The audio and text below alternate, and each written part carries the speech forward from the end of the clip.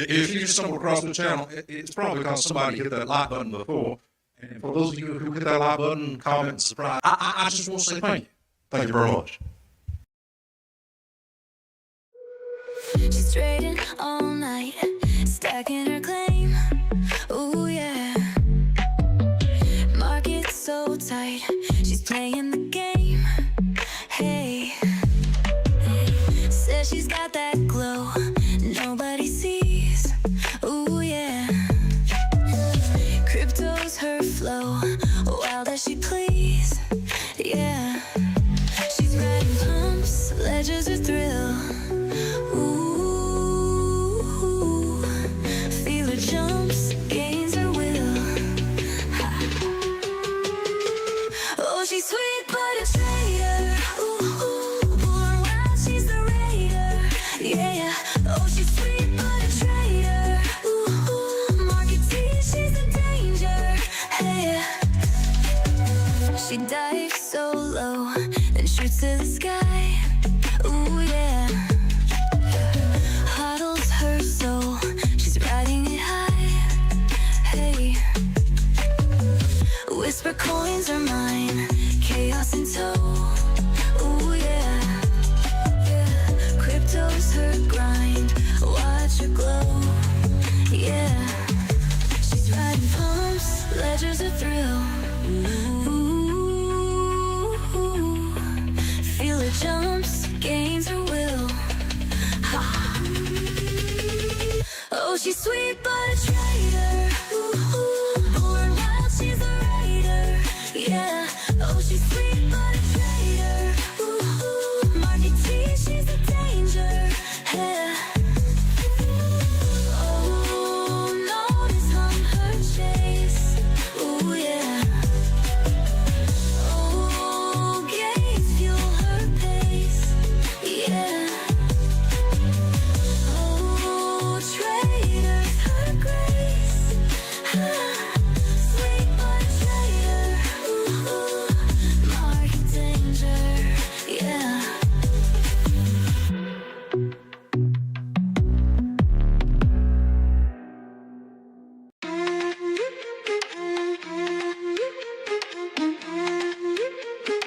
Alright, dude, let's fuck told, man.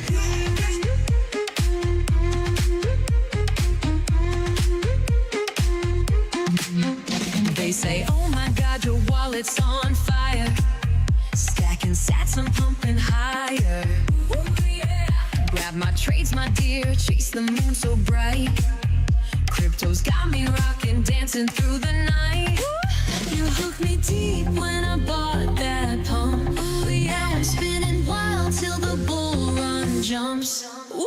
Pump for me, pump for me, pump for me. Oh, oh, oh, oh. Stack those gains, stack those gains. Go, go, go. I've never felt a moonshot blaze like this before. Ooh, they say ride it up, I'll dance it all once more. They say move for me, move for me. Hey, hey, hey. Bull runs close, I sway, I'm the play. FOMO's beat won't stop, I'm a pumping star.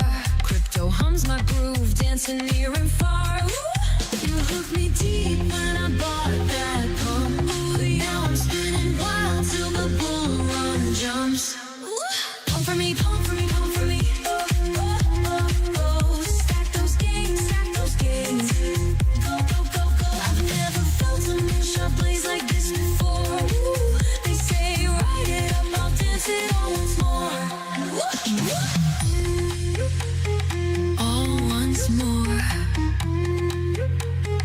All once more. Ooh yeah, chasing sats till the floor's on fire.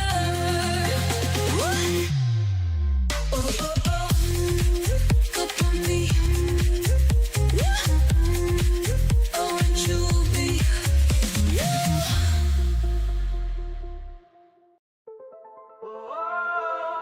Yeah, neon lights tonight.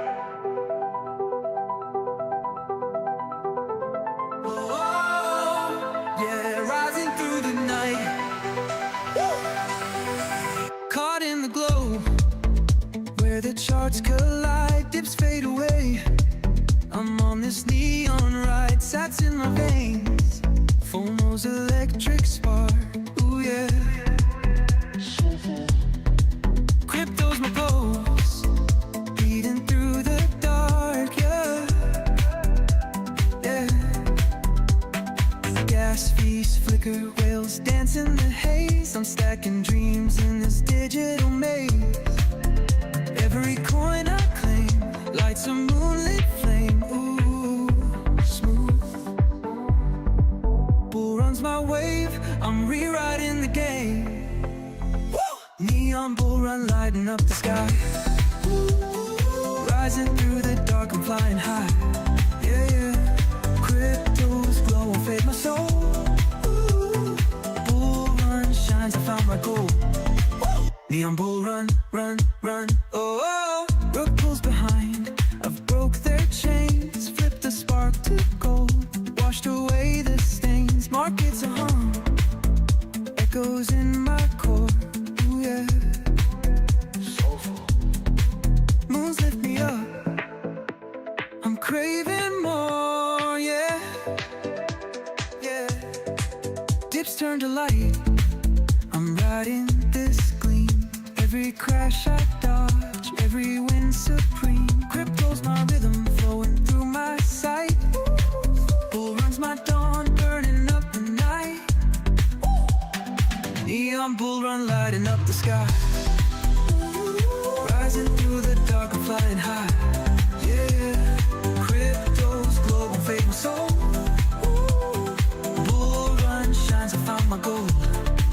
Neon bull run, run, run, oh, oh, oh, oh. Yeah, neon lights ignite, oh yeah. Now I'm stacking stars, I've broke it all. Yeah, yeah. Crypto's my spark, my fight, my gleam. Bull runs my pulse, living the dream. Glow through the chaos, rise through the grind. Neon's my fire, I'm one of a kind. Neon bull run lighting up the sky. Rising through the dark, I'm flying high.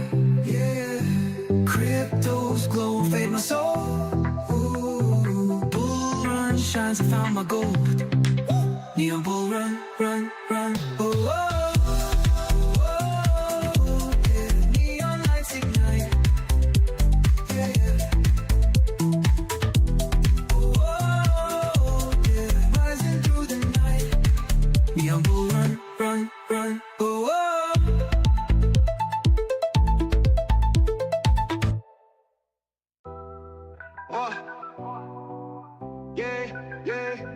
In the digital realm where the pixels dance, I'm the trader, the player, the main chance. On the charts, I see the signs, the patterns, trend lines, candlesticks, the market's own tattoos. Highs and lows, the rhythm of the trade. Stay focused, don't let the noise invade.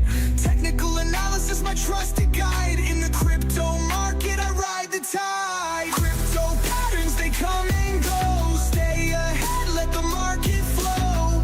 Buy the dip, sell the peak, don't hesitate. In the crypto market, I navigate. MACD, RSI, the tools of my trade. Volume spikes where the profits are made. Bullish and bearish, the market's mood. Stay alert, the game is never subdued. Highs and lows, the rhythm of the trade. Stay focused, don't let the noise invade. Technical analysis, my trusted guide. In the crypto market, I ride the tide. Crypto patterns, they come and go. Stay ahead, let the market flow. Buy the dip, sell the peak, don't hesitate. In the crypto market, I navigate.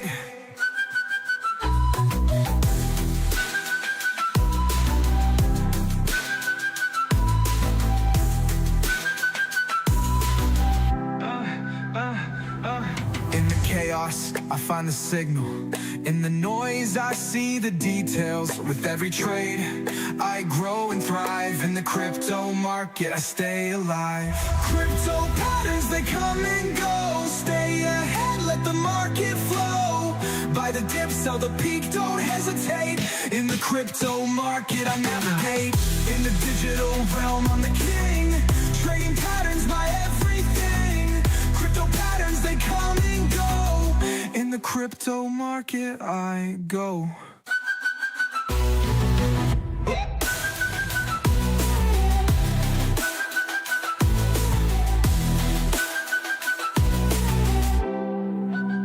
MACD, RSI, the tools of my trade. Volume spikes where the profits are made. Bullish and bearish, the market's mood. Stay alert, the game is never subdued. In the chaos, I find a signal. In the noise, I see the details. Ring the bell. I grow and thrive in the crypto market. I stay alive in the digital realm. I'm the king. Trading patterns, my everything. Crypto patterns, they come and go. In the crypto market, I glow.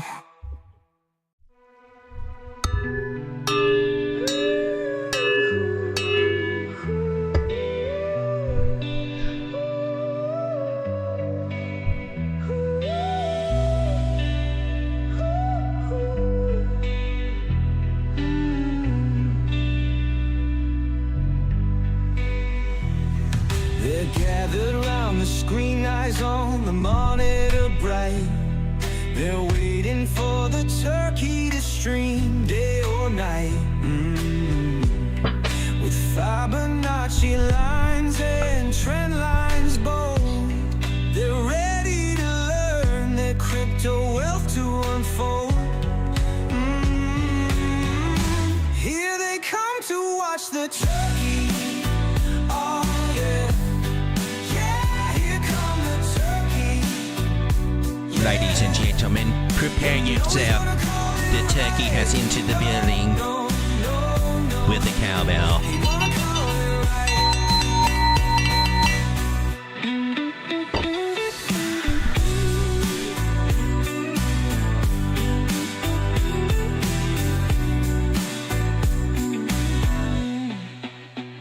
Here they come to watch the turkey. Oh yeah, yeah, here come the turkey. For those of you out there that have been hitting that like button, Oh, Jesus, we got the rock and roll going on. I forgot to change all this stuff. My bad. Welcome everyone to Late Night Crypto with Road Dogg, and we are jamming. Oh my gosh. Somebody doesn't set some stuff. Bear with me. Crypto market, wild and fierce. Bull or bear, we have no fear.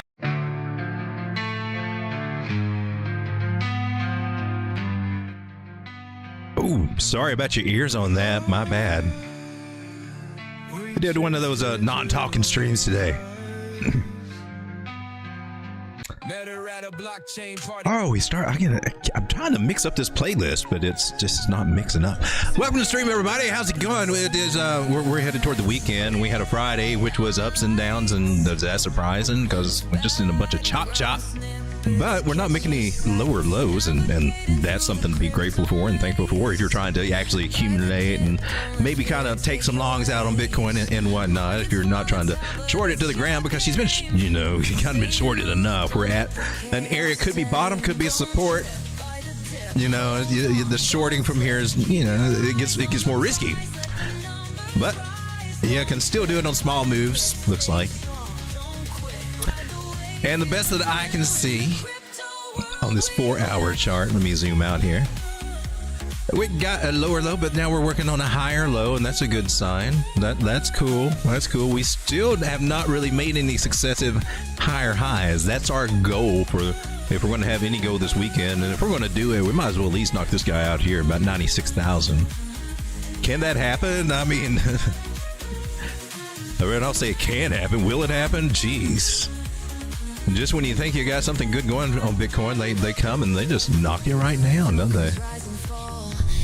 Spent my day, wasted my day scalping on a small account to say, yay, that. I mean, it was fun, don't get me wrong. I enjoyed what I do, but was it worth it? Well, no, not really. But well, what happened to you? Where'd you go? What happened?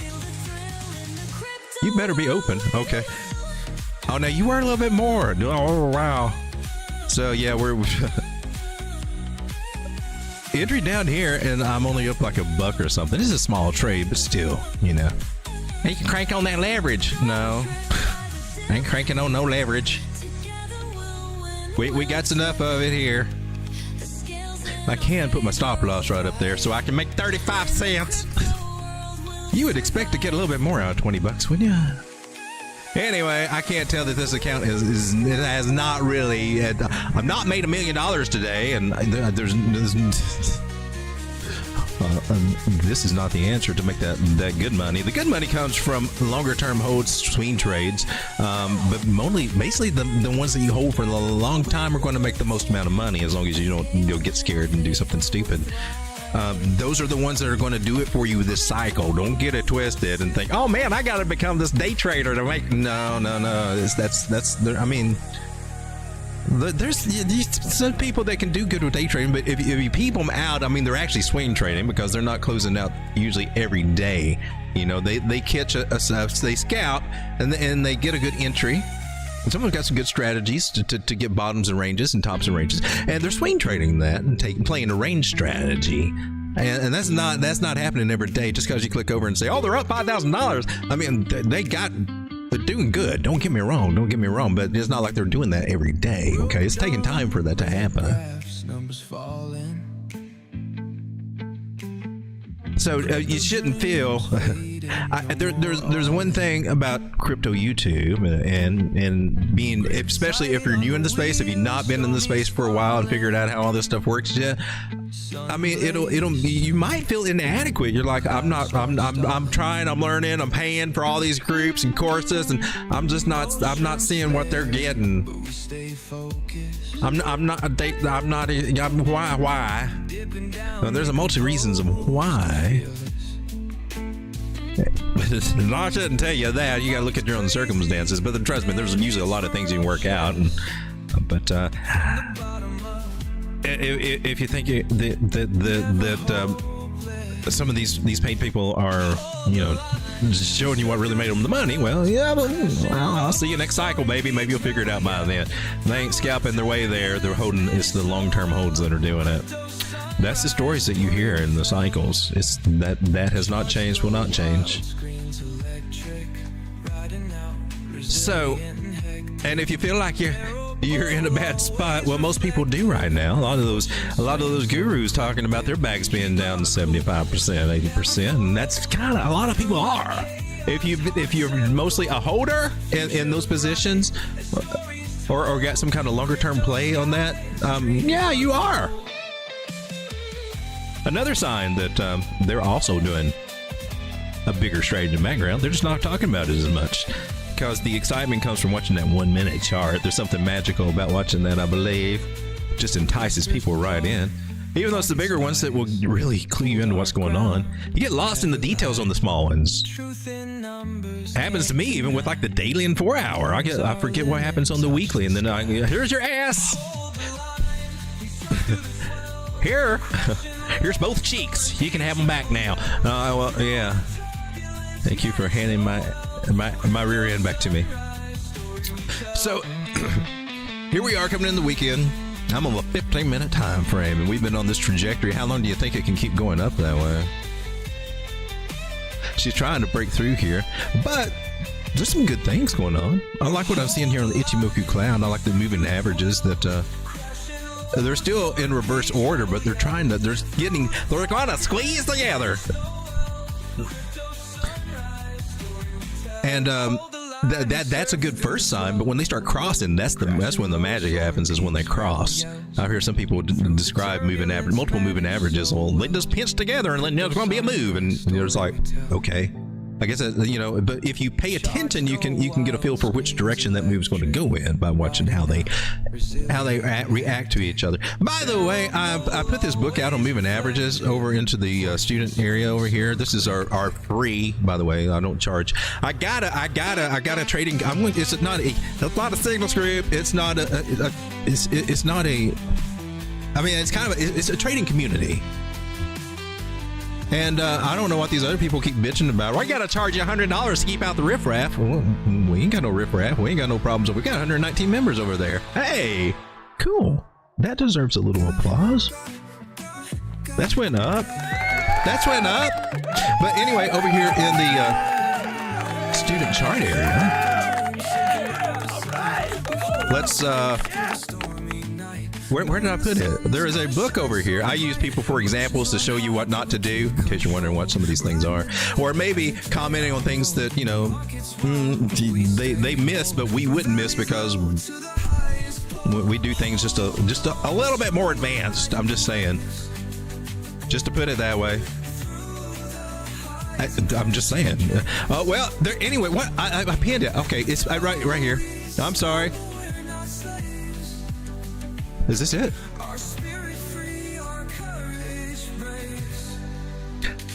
I did put it over here, right? That's not what I'm looking for. I put a book on moving averages, although there's some other books over here that are kind of cool. Well, this one's a good one. This is by the guy who came up with the cup and handle, William J. O'Neill. If you want to learn about the cup and handle and how it really works, this will be the guy to talk about it. This will be the guy to kind of brush up on. I'm just saying. He's got some other things like the can slim system. I want to read that. I haven't really dived. I'm familiar with it, but I'm not. I want to go down and just dive down that rabbit hole. I've seen people go over it. Interesting. No, anyway, I'm getting sidetracked here. Squirrel!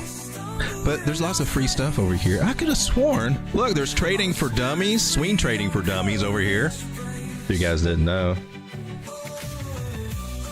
So there's all kinds of good resources over here that technically I think this is a lending library, so if you download it, you got to bring it back, or else, you know, you might get a notice by the library people, wherever they may, I don't know. It may happen, it may not happen, but I'm just throwing those rules out there just so we stay on the up and up and then good with everybody. They're not for sale, they're for instruction. It's fair use. All right, so there's a over here in this group somewhere. Maybe it's media resources. Did I put it over there? Why would you go there? There's a book on moving averages. I'm sorry, I thought I could show you something, but I couldn't. That happens every once in a while here on Road Dog Crypto Show. You'll see. So we're messing with this trend line and trying to see what's going on. It looks like she's recovering on it. She's kind of we're filling it out. We're fleshing out what the line really is there. And the thing, you know, they start out, I go over this a lot, trend line strategy. They start out at certain angles, very steep, and they gradually, the line matures. And eventually, you know, you get the correction you need, and then, and that, I don't think we've got the bigger correction coming. You'll get 5 ways up and ABC if you were thinking about Elliott wave theory or something like that. But 3 humps and a pump, or three humps and a dump is how I like to describe it. But at some point, she will come down, and then we'll have a better, longer term trajectory, you know. Whenever that happens, it may not happen for a minute. We might be able to ride this little puppy for a minute. And I'm cool with that. Look, we're in a rising channel, and we're slowly making higher highs, and, you know, making a couple. We got our first higher low. That's a good sign. Our first higher high that kind of counts in this thing, meaning that, hey, man, we're confirming an upward trend here, and so far, so good. The moving averages, this is 15-minute time frame, y'all. This can last us all weekend right here. We can do it. Just don't ignore what's on the bigger ones. We'll do that in a second. But looking for these things to start bullishly crossing over here might take a little. It'll take a little do it, and I could see us losing at some point, losing this line, whether it's up here or here. Doesn't look like it wants to be here, but we'll be coming back to these guys. So that 200 moving average, 360 maybe. These guys, this red one definitely the one to keep your eye on. She's the devil. Oh, look, we're back up here to our area. This is a big red line. This is a 236 Fibonacci on a Fibonacci pull. And that helps me measure the health of this move. And once we break out of that, well, we can start working toward this other little Fibonacci area over here, 8 and 9,000. Are you finally going to get there? I think, is this a chart that I've got? Yo, you're not the one. You're not the one, baby. It's you over here. This is the one I've been following mostly, and I'm going to go ahead and clear these numbers off because we can always put them back. You mess around with the small time frames and charting on there. When you zoom out, you say, oh man, golly, you're just all microscopic, all worried about, I mean, really all worried about just little bitty things, little bitty moves. I mean, it's really silly when you think about it. It really is. Focusing on such a little tiny little space. But hey, I mean, but throw enough leverage in there and you can make it work. But you ain't going to make $1 million. Sorry. Do I want to just clear this out? I really shoot. Should we? Yeah, I've just been kind of silly with this one anyway. I mean, that we're cool with it, but let's zoom out and let's see what we got for Bitcoin. This is cool. I'm on the daily because that's a bigger time frame. Oh, tell dumbass. What? Everybody. That's common knowledge, Road Dog. I didn't say wisdom always came out of my mouth. It's also this 50 moving average, which that's one we've been looking for a specific reason. I don't know if you guys remember, but way back here, I've got to do it. Way back here, when we were measuring this guy right here and this guy right here, we're also getting bumps off the 50. This is kind of where we are compared to last cycle. This was January. Here we are in March. We're back in March. We'd already went through up and down. Well, here we are. This was February and March right there. We had one up to the 50. But the next one, I think it also got the next one also got the 50 moving average. See, now a lot of people, you hear a lot about the golden average, the 618, and I agree. But there's certain things about when the market, it shows the momentum with the fibs too. Because when they start getting the response at a higher fib level, you got the momentum for the bull run. We're at the 0.5s right now. We're starting. And then on the smaller time frames, we'll start seeing when we're really in a run, bounces off the 382. That's why I'm always looking at these two guys right now. The 618's on the back burner and for a bigger correction. But a lot of people are going to be sitting out there waiting for a 618 pullback and might miss this because they don't realize this. So, but you guys, I'm showing you here what the reasoning behind it. Take it with a grain of salt if you like. It doesn't. It really doesn't matter. Well, it matters. But it ain't gonna break my heart if you say, "Oh, I don't believe that. That's bullcrap. This is nothing but voodoo." On the bigger time scale, if we take a big full move down here, we do have a 382 just right here, 74,000. The only thing is, if we come down and touch this little guy, this may invalidate one of the Elliott waves, and there may mean that there's a bigger wave. A bigger wave might be coming if we can touch it. If we don't touch it, then this could be a 1-2. This could still be. Well, you would suck as a 3-4. I don't agree with that. Anyway, here's what I like. We did this before. Because I've showed you my bearish presentation, I believe. Because we need to be aware of it. If ever I can. Did you erase it? Is it? Oh my God! What's going on here? Well, you didn't erase it, did you? I don't have to redraw it. Well, anyway, to make a long story short, does he ever make a long story short?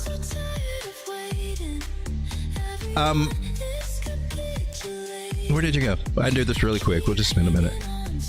1, 2, 3, 4, 5.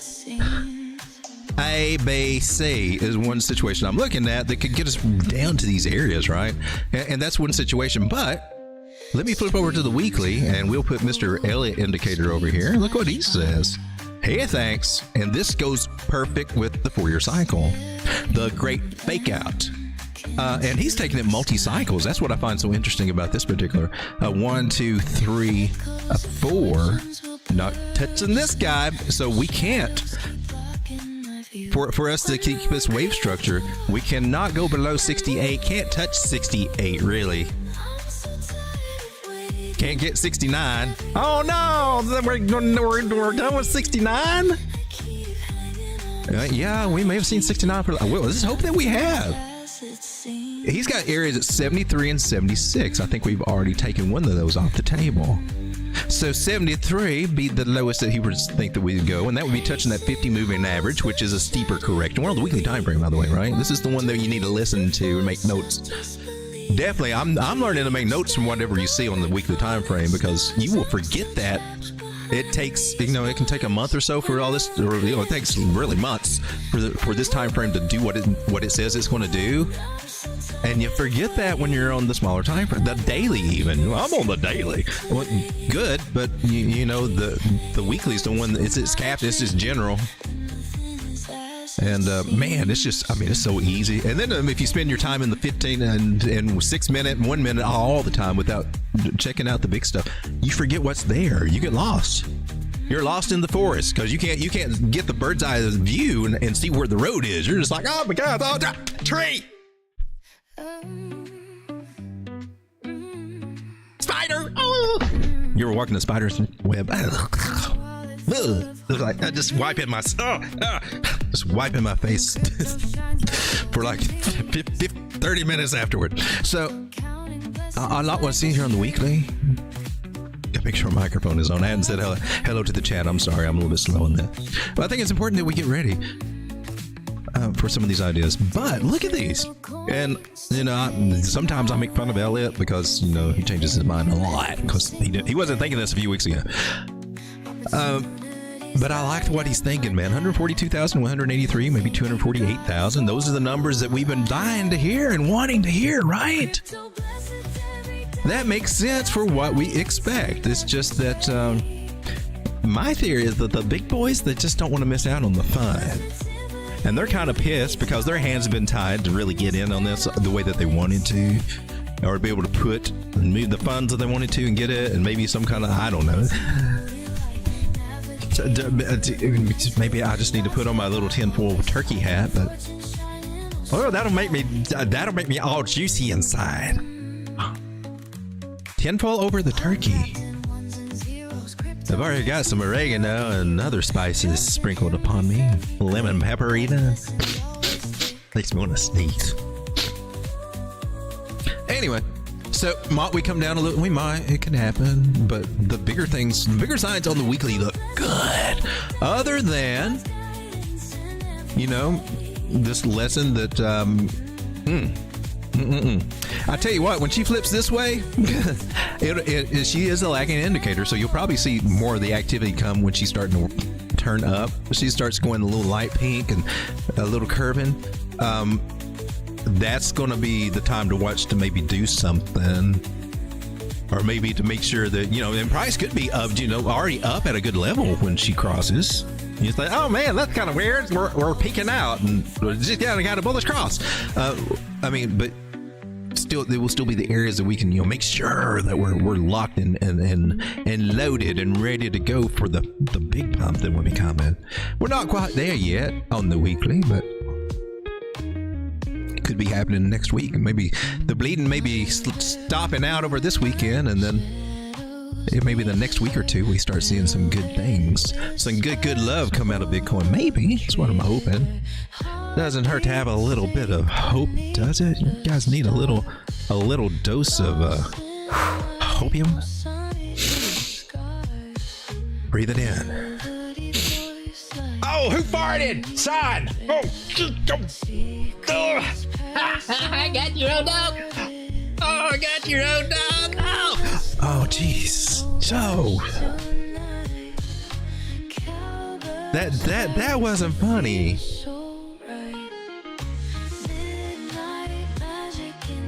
I just got trolled by my producer. I just got pranked by my. That's nasty. That's nasty. I'm not going to pull your finger anymore, Sean. Oh, it's your fault, huh, babe? I thought he just wanted it popped. Oh, jeez. All right. Anyway, back to the charts because that's what we came here to look at, right? Right, Sean. Anyway.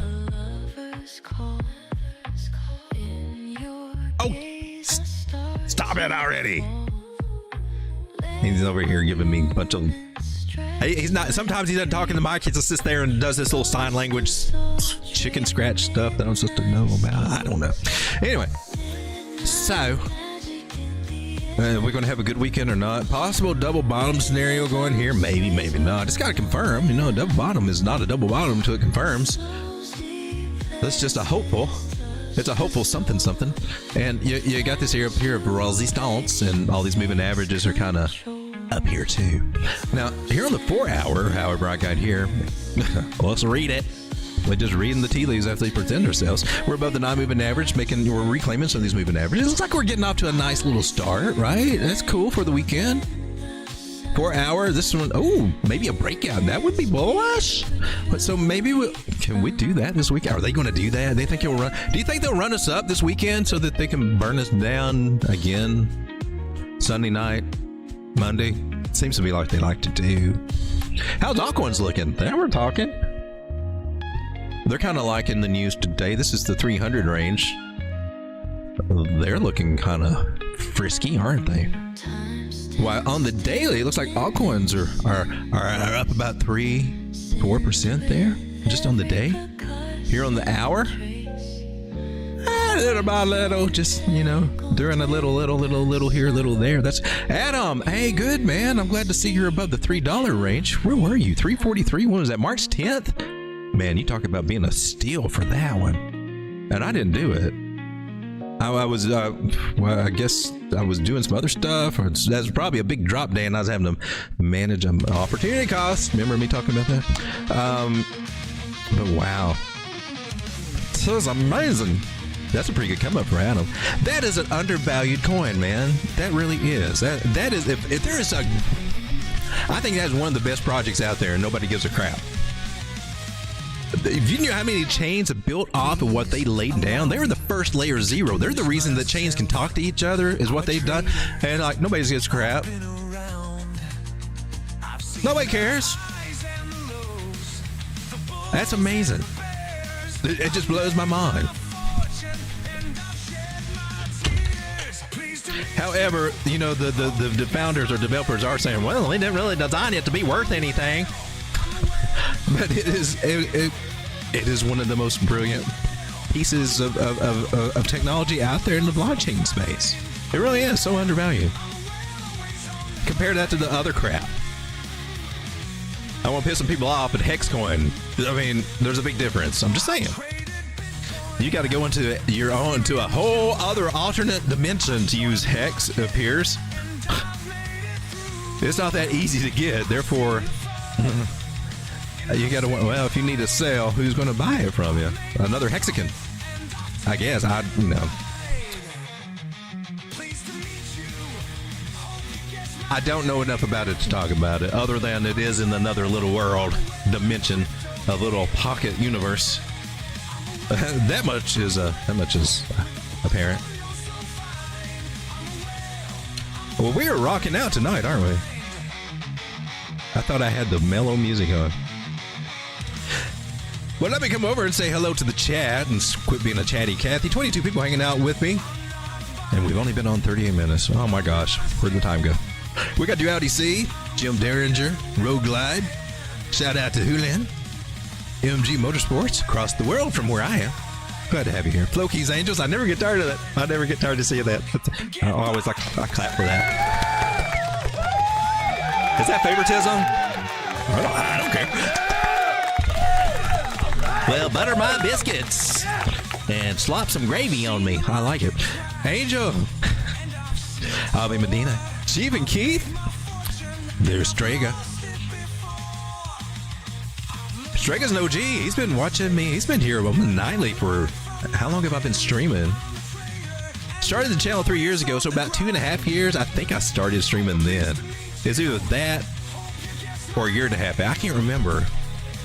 I think I've been doing this. I don't know. I'll have to see how many streams I've got. I can't keep up with it. I think that's fairly consistent. That's fairly. I'm impressed with being consistent like that, considering that I'm a squirrel chaser. Some people get. I've heard some people. I got to do it every day. I get that OCD thing going on. Nobody.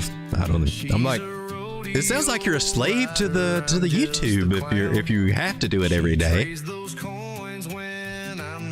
I do it every day because I enjoy it. Some people do it every day because they have to, because they gotta sell stuff, I guess. MG Motorsport Chief and I'm again saying hello. I think I got it right. Kelly L, how's it going? I'm recovering. It's just that, man, it gets dry and itchy, and then I can't breathe as good. All this stuff should clear up. I get stuffy head. I thought fluffy. Kelly L says late to the stream. Where's she headed, Road Dog? I think we're going to see a good little weekend. I just, but I don't expect it to last. I will get into that. You got another question. What indicators or market structure do you check before opening a trade? Well, I mean, it's good practice to do what I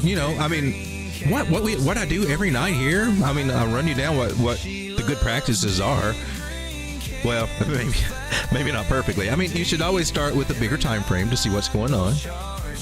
That way you're checking the weather before you go off on your road trip. Remember, we're Road Dog Crypto. It's about driving a road to financial freedom. That's one of the things that you do before you go. Before you go on vacation, you want to say, "Oh, is it going to rain on me the whole time? That's going to suck."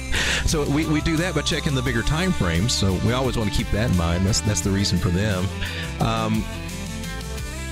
And the weekly, the daily, and you work yourself down to whatever you're trying to do. So if you're swing trading, 4 hour and daily are good to go with. If you're day trading, I mean, you're looking, you want to, I still recommend doing all that. And you're mostly looking hour, 15, and whatever other smaller time frame, however small you want to take it down to after that point. But even like when you see me, like with the voiceless streams where we stay on the 1 minute, or sometimes the 10 seconds if the price action is just kind of boring. But I'm always coming back periodically to check the 4 hour and 1 hour, make sure that I'm not, I'm not lost in the woods there. I can zoom out and make sure I'm on the, going the right direction, or get a forewarning if something's going to happen. So that's where the bigger time frames help you out. Some people teach you, say something totally different and think you need to get on that 1 minute and they'll tell you the future. That's not how this game works. But yeah, they dang sure will charge you to tell you the wrong information like that.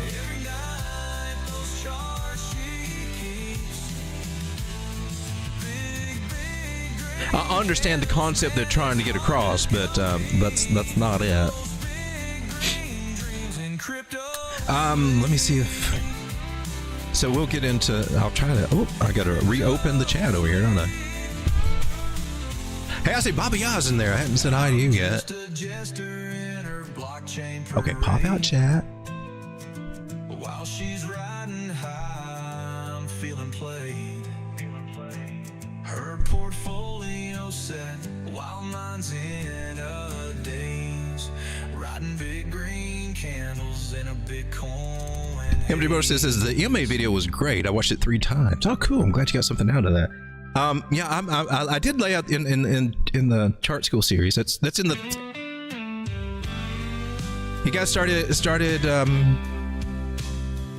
You guys started giving me memberships, and so in appreciation of that, the little $3 memberships. In appreciation of that, I decided, well, gosh darn it, I need to start putting stuff over there in the membership section. So I got Chart School over there. That's basically what I've been doing lately. I'm doing that in a live series. So if you like a mentorship or have a place where you like to just talk and maybe learn, I go in depth about more of what I do here. I mean, I've already got some videos up there you can watch in retrospect, and also join in when I do the next Chart School video, which I didn't do it in the last 2 weeks for other reasons. But I was thinking about maybe if I get time, maybe Saturday doing one. I don't know. But whether you catch it live or not, I mean, we got some good alpha over there, but the more people over there to ask questions, we can dial it in too. Kelly says, I'm still trying to get the best results or strategy with the MACD. I've been back testing and combining with EMAs. There you go. Now, I used to use EMAs, and on my early videos, that's all that would come out my mouth. And then one day I accidentally erased them and put the regular moving averages on there. I've not went back since, because price, what you won't see with the EMAs, and what you will see with the moving averages a lot. EMAs means exponential moving average, and they weigh things a little different other than just a straight average. But I just found that the regular moving averages, I mean, when you talk about price bouncing off of a moving, you see that a lot more with the real moving average than you do the EMA. A lot of times, price will just be going through them a lot. And so that sold me on the simple moving averages. But I was doing the same strategy with you can do the same strategies with EMAs that I've got here, the 5 moving average strategy. It's just that I've just found that this is more accurate, and then I've also found through back testing 3 other moving averages that really give me an edge and help me see things I would never see otherwise. Yeah, I know some people might look, you got a lot of indicators, and I'm like, well, I mean, my screen might look a little busy. I've seen some people just got crazy busy screens, but I know what I'm looking at and what I'm looking for. And if I don't keep them on there, I will forget about them. If I do, I'll forget about them. And these guys are so helpful. These bigger moving averages, because they really, what they're doing is reflecting bigger time frames. So I got a little window where I can see into the future time frames, I guess you can see, without having to go flip-flop back and forth. I kind of already, I see what the momentum looks like on those bigger time frames without having to go there. And since our strategy is always, top down, bigger time frames to smaller ones, that's the edge I get from doing that. And there's a lot of times I'll call things as being bullish when nobody else is, because I see something there, and Market fell down. just all these little things. There goes vacation. What are we talking about tonight? Goes the rent. Oh, that money's long. Jim Derringer says most people prefer to use Boo and choose Cypher B if Whalos doesn't work out as well. Is it just to that defaultment? I default to that one for success rate. I like VMC. Or it's VMC. Yeah, it's whatever indicator you use, you get used to that indicator and how the market, how price action reacts to it at that period. And if there's the only differences I've seen from it and the other one is just a little difference on the depth of the volume, how it's graphed out. Not a biggie. It works perfect. Ain't nothing wrong with it. In the market while we roam, hunt for gold, find bones. Charts full of wave and woe. Fibonacci like my road swing high. So there's a Welo Trades. Okay, I'm not familiar with that one. Tell me where price is gonna go. Swing low. You guys are talking some cool stuff. Tell me where I need to buy. Kelly L says, I was confused at first, but now I'm up to 4 moving averages on my chart. Oh, cool. So that made sense then. Yeah, and I mean, you pick your own moving averages. It doesn't have to be what I use, but these are the ones I found that I mean, I'm used to how they work, and there, a lot of them are the standard, except for, I got the 21 instead of the 20. It's a Fibonacci number thingy reason. I mean, I used to use the 89 Fibonacci, or the 89 moving average, but it's all nothing. It's one of the Fibonacci ones. I think Ty Guy still has that one on his. It never talks about it or anything. It's just there. I think I'm behind on the charts here. Let me catch up with you guys. Keeping Two says the membership is a fantastic investment. I love the chart school stuff. Oh, cool. It's only $3. It does help, and the plan is, if I ever get off, if I ever get motivated to do it, I might move them eventually over to the. I was going to shorten it up, condense it, and then put it in something a little condensed and move it up. That's a lot of work. It's just so much easier just to go live and just answer questions, and that's the best way to learn, I think. I don't know. Well, there was a thought maybe doing something for an upper value tier, but I don't really stress about it. A lot of people out here try to figure out ways to get money off of everybody, raise their prices for Discord groups, and it's just, I don't know. For some reason, maybe I'm the dumb one, but it doesn't resonate with me. However, I am so cool shilling my music that's on Spotify and Amazon. That I have no problem doing that, ladies and gentlemen. If you want to help support the dog, you just keep asking Alexa to play songs by Road Dogg Crypto, or go on Spotify if you got that, and then just run through some playlists and stuff. That's how you can support me. You may sing, you can even take the songs you like. If you don't like some, put them in a little playlist. Let them play. Yeah, support your dog that way. Yeah, make his dreams come true. Yeah. Your dog wants to go in the country. Wants to be on the Grand Ole Opry. That's on the bucket list. They can help him. I could be the first crypto. Anyway.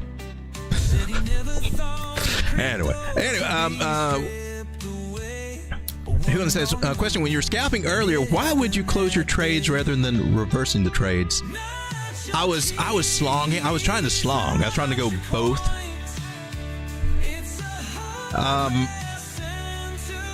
You can do that, and I think you can even do it on BitUnix. Do they still have that? I think they got it. What I found is that you don't always get the best price, and you also get fees. It's a market thing. I've had it not work out like it's supposed to before several times, so I just don't do it. It seemed like I ended up losing, or maybe sometimes I think it might be the psychological thing, just to get in the habit of switching. And you can drain your account really quick like that. You're flip flop too much with that button. So I mean, it's gonna. There's a fee for what they do. They're not doing that for free. Everything you do on exchange, you think it's free, right? Oh, you can borrow the money. I can borrow money for margin. Oh, look, we can do 10x, and this. Oh, it's free. I can trade with 50 times what they're charging you on that in fees, and you don't see it. Because it's very cleverly hidden, but it just eats away at you, or eats away at your position, eats away at your liquidation price if you're trying to do something long. I mean, you paying for all this stuff. Don't get it twisted. And those little extra bells and whistles, yeah, there's a little extra charge for that. Not to mention what's the slippage? That slippage between what you think you're doing. So I mean, it works out for people. If it works out, then I got nothing, But for me, no. I got burned by that too many times.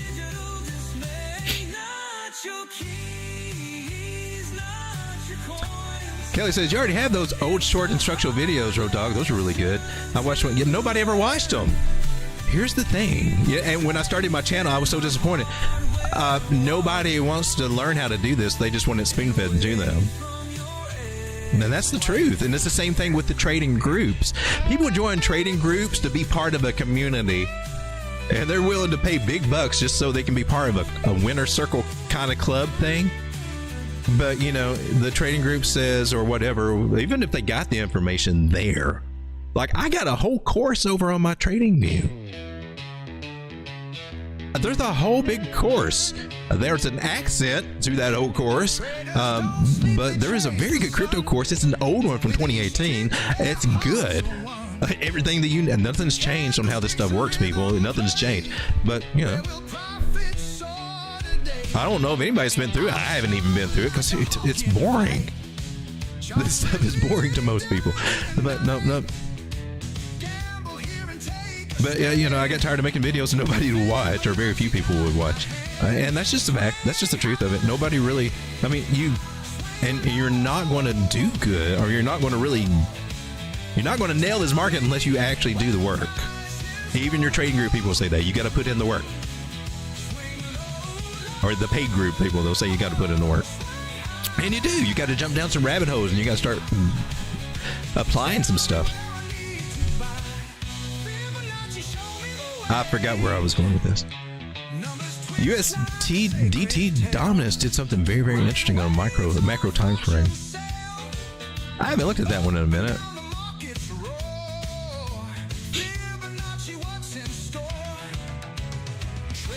Huh.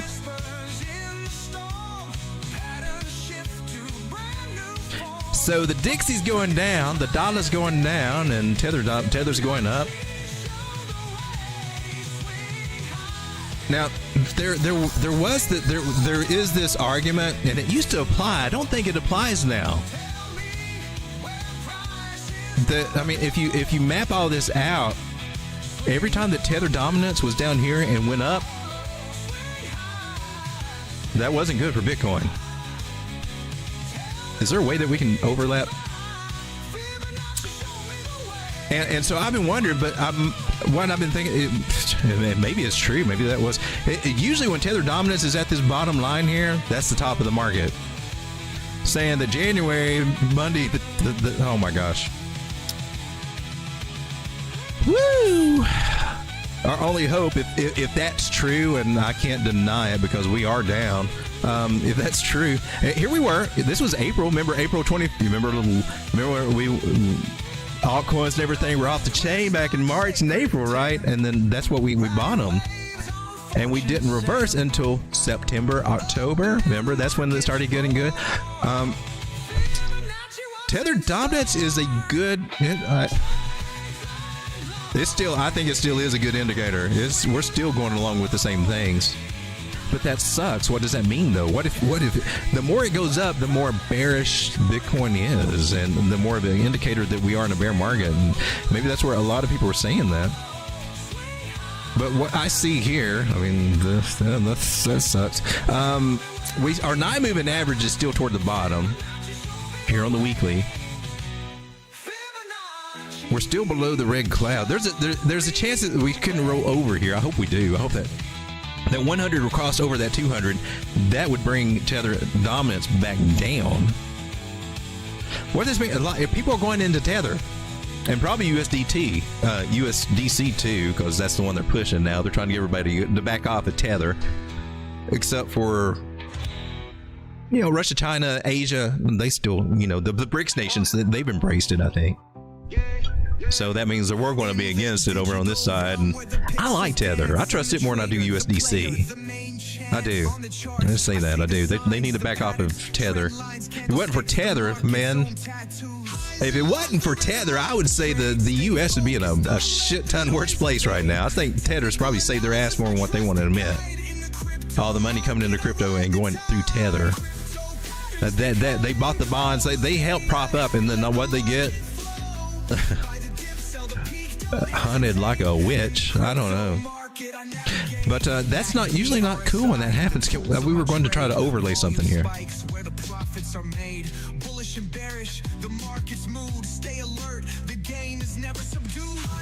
Oh goodness, let's put you on the weekly.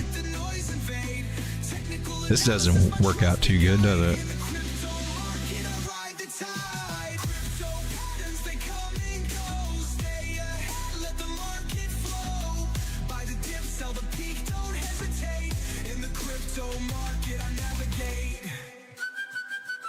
Is this nope? I'm never good at lining the. Did we get it? Is this lined up enough? This is close. This is close. I'm close. I'm close. Can I? Oh, good. I can. No. That's pretty close. Okay, so look. On the bottom is Bitcoin, and on the top is that. Now, at the bottom, where are you at? Oh, snap. What happened? Boomer. Well, what the hell? That's not cool. There we go. Boomer moment over here on Telegram. Okay, so I'm just going to have to point. But we bottomed out, and that was the top of the market. Look over here. Bottomed out. This was last cycle down here. Behind my turkey head. This is Bitcoin cycle top. This is Tether bottom. All along this trend line. This is the top. Well, this is the bottom. And when she came up here, yeah, we were going down into where? Bear market when we were over here. So the fact that it looks like she wants to break bullishly up to the upside is kind of weird, and there could be a good chance of that happening by this pattern. And that would suck. That does not make any sense whatsoever. But we got. Well, I mean, that's what happened. Look, we bottomed here. That was March. Then we went down on our little ride. And as we were coming down, Tether dominance was going up until she got resistance and fell. And so we need to see something like that happen again soon. Or else, my gosh.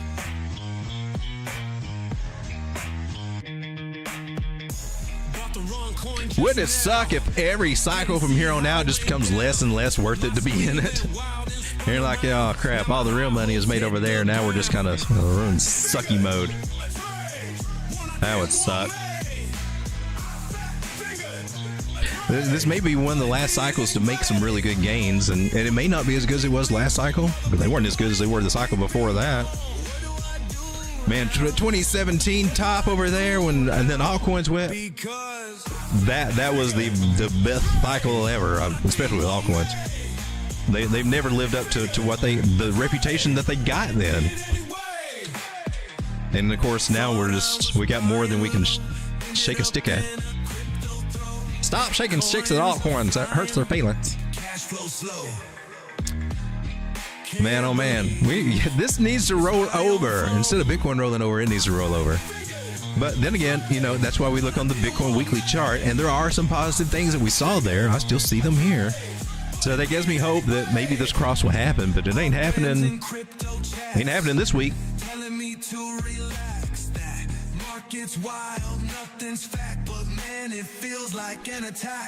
Here's something cool. I went to the 3-day chart, and we're between the bigger moving averages here on US tether dominance, and we may see some more pain if we don't roll over from here. This looks bullish to me. At least that we can at least come up through here. So I don't think the pain for Bitcoin is over yet. Especially if you take into consideration what tether dominance. Hey, shout out to Jim for bringing that up, because I haven't been looking at tether dominance. I haven't been looking at it. And this is a combination of USDC and tether dominance. I've been trying to pay a little bit more attention to this because, now it's a mixture of both of them. But it's still basically the same things, when it gets near the bottom of this line. And people were hoping because, on this one, we lost the trend line that, well, it's going to fall down here. And I'm like, I don't see that happening. That doesn't make sense for us to lose a major trend line. And then we're going on the biggest bull run ever. But it was still support. And of course, this is what happened. A W bottom pattern. This one looks a lot more bullish than Tether by itself. Oh, crap.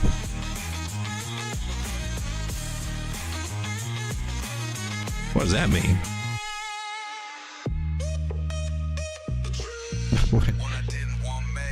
Well, I put the wrong one in. I want to see USDC by itself. I'll probably look at that, but we got a breakout. This is something to watch and be concerned about. Jeez. Got another thing to worry about. Okay, so how do we go back to just my regular? I think this. Oh no! Did I screw things up? No! Well, now I think I just screwed up my whole setup. Where are you?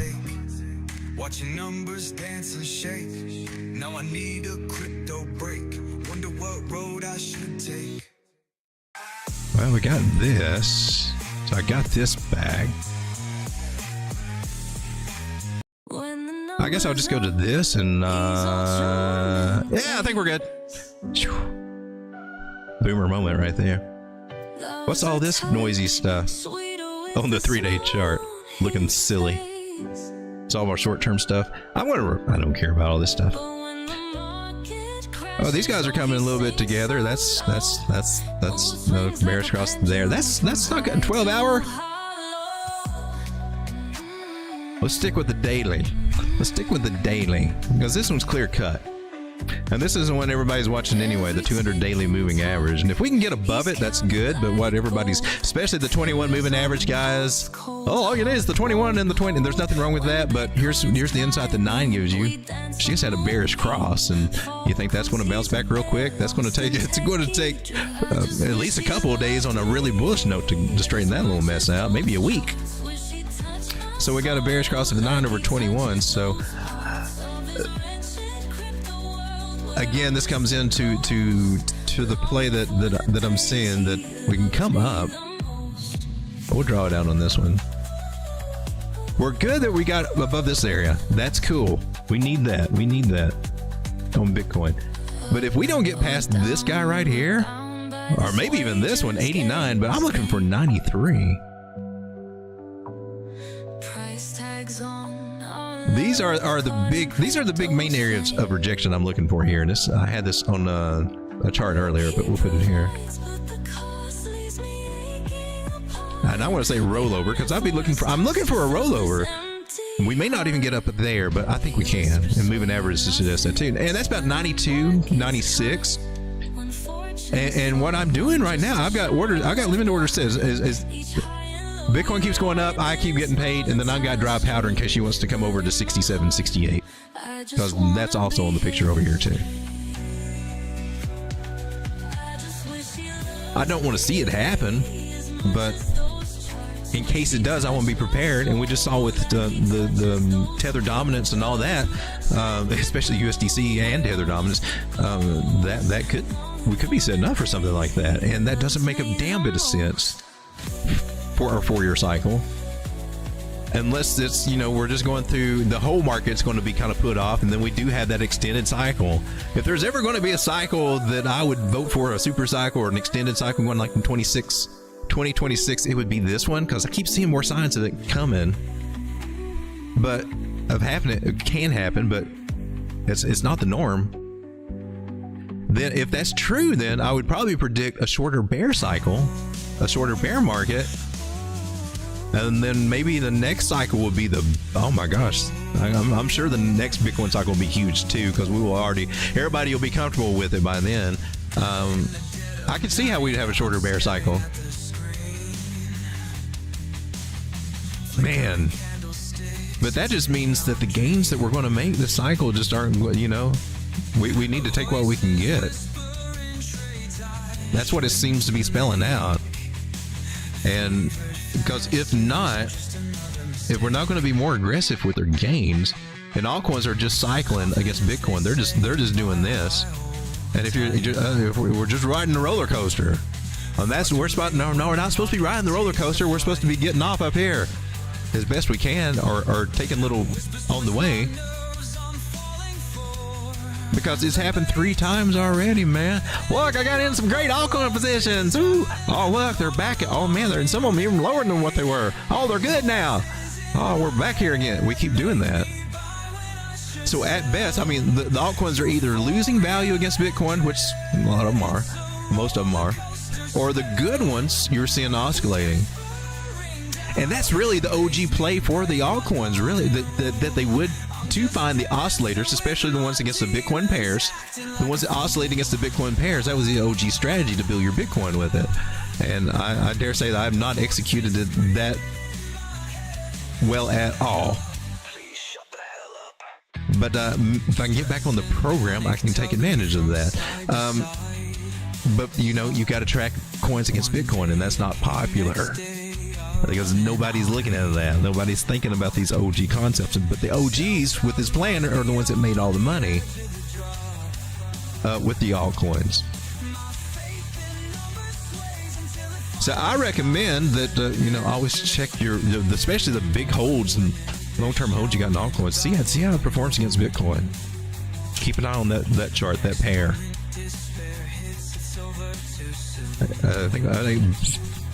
To make a note just to start doing that here too.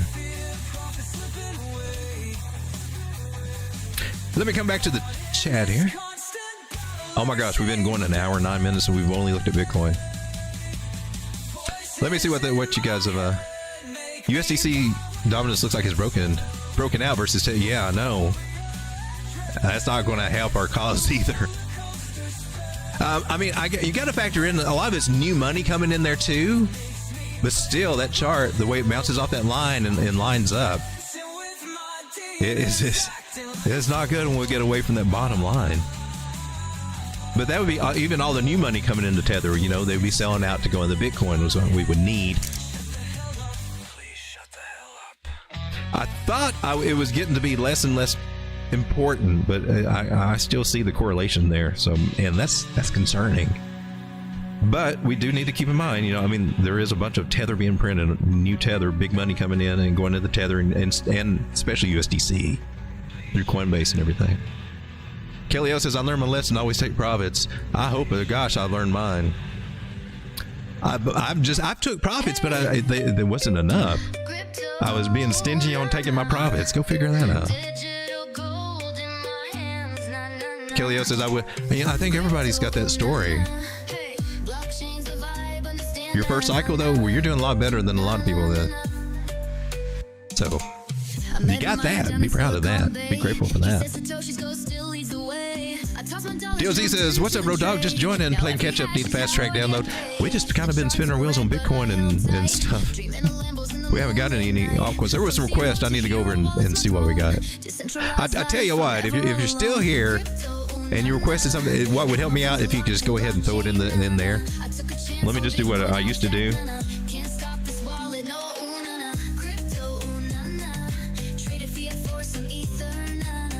Put coin request below, please.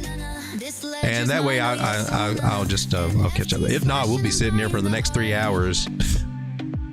I know how I get stuck in this.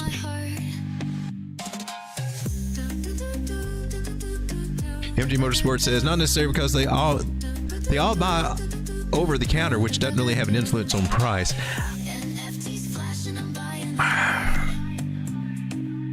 Yes and no. I mean, it's going to the lack of supply is going to have an effect. But they do it so that they don't have to move the markets. Yeah, I agree with you on that.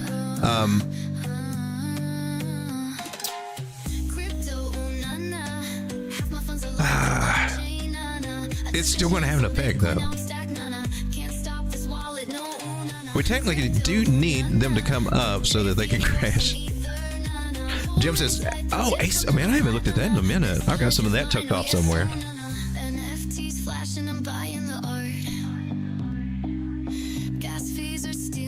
Kelly says virtuals. Trog, okay. Gotcha. And Hoon says Ethereum and Solana. We've probably got time to do those. Let's go check out A-Star. Or A-Star. I always call it A-Star.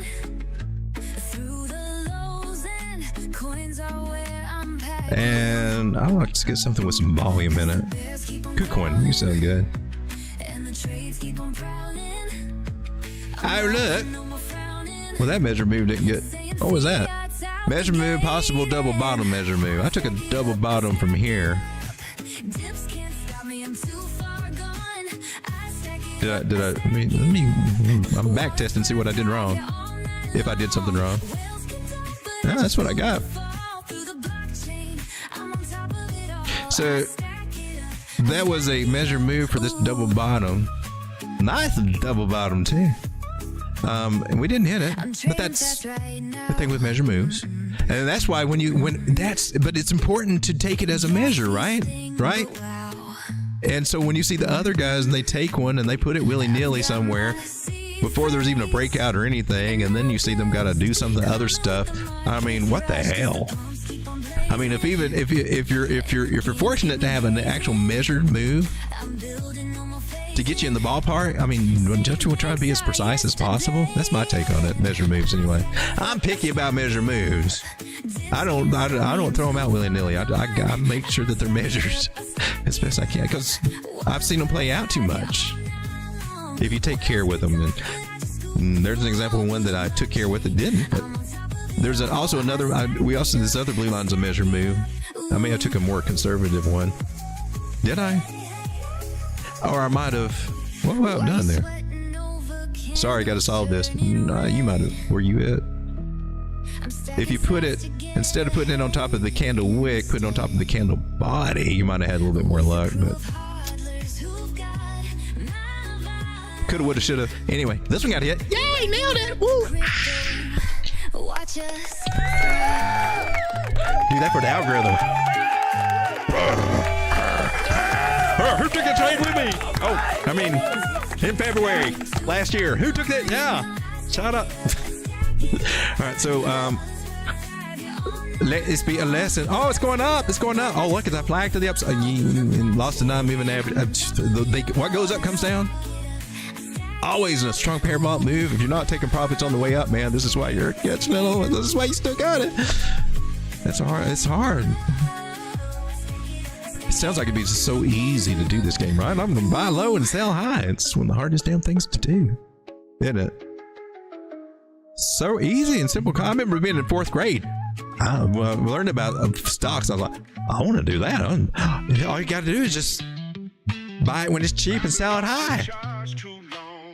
I thought I figured out the world in 4th grade. I remember that. I was nerdy in 5th grade. I was tracking silver. I'm gonna give away my age.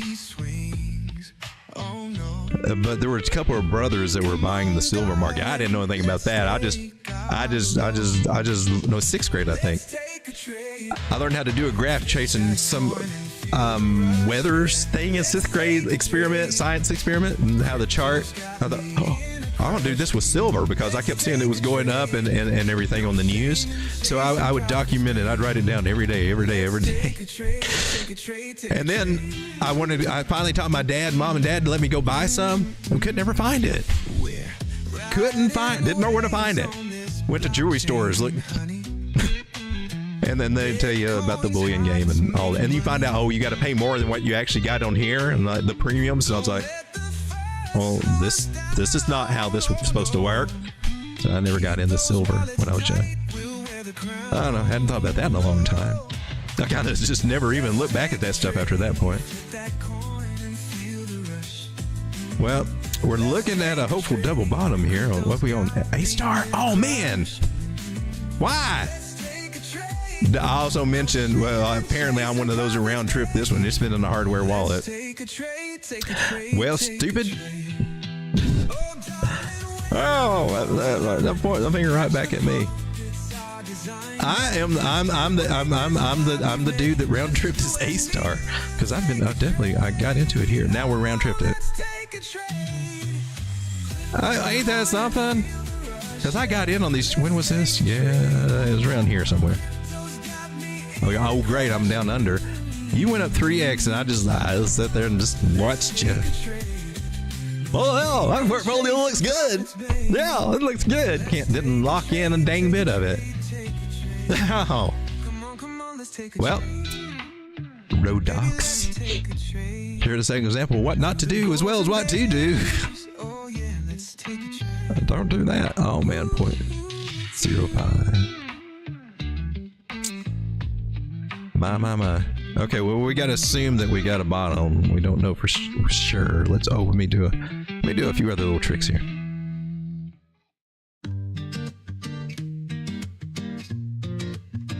No, you don't want to go down. No, are you headed there? Profits were here to stay. Like Superman up and away. Oh, I remember yesterday.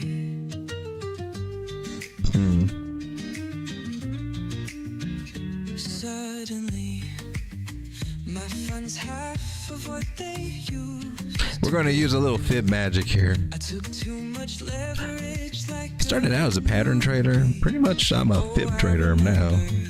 yesterday. Let's hope that holds.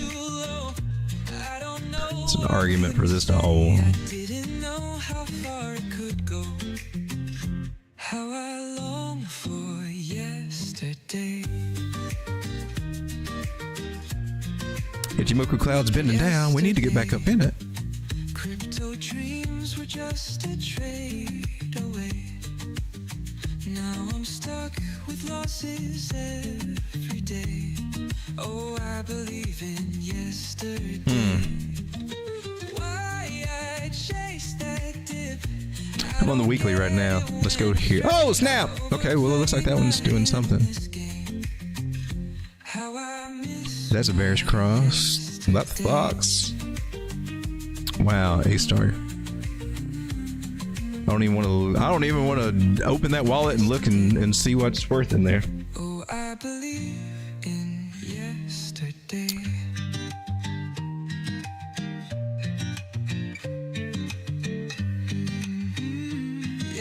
Well, I mean, she makes a comeback. 40% gains to get to 4.3 cents. To get up here, where we'll be really tested, around 5 cent, 5.3 cent area. That's 70% gains. That's not $100 put in this could be 170. Probably within, you know, hopefully within a couple of weeks.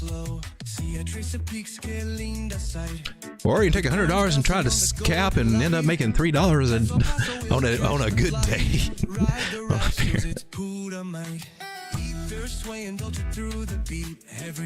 Internal trend line, that's a good sign. Okay, I like that.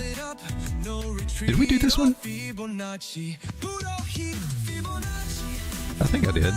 Oh, snap, yes.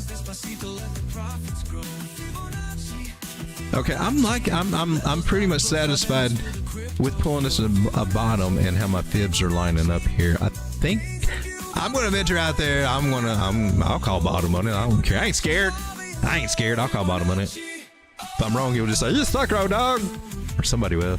I will. Sean does that for me. He says it enough. I think I got enough to say. Calling bottom. You better stick. I think I see enough to support that idea. And so, wouldn't it be great to come back to almost 7 cents? That would be cool. Don't know if that's going to happen anytime soon, but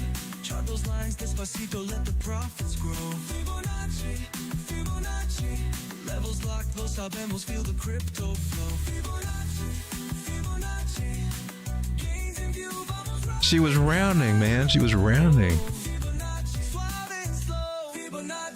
And now this idea is going to be all resistance. She's going to have to struggle to try to get up there. Pasito a pasito, we map the play. Softly hit the zones and Nostra Day. Dips the line, I will sway. Turn those numerals. It'll take a while to get here, but this would be the big payday. That's the one we should be headed toward. Right? No rush, we'll nail it on your rhyme. That's where I'd try to have a little bit bigger of a payday there. We're taking profits on the way up.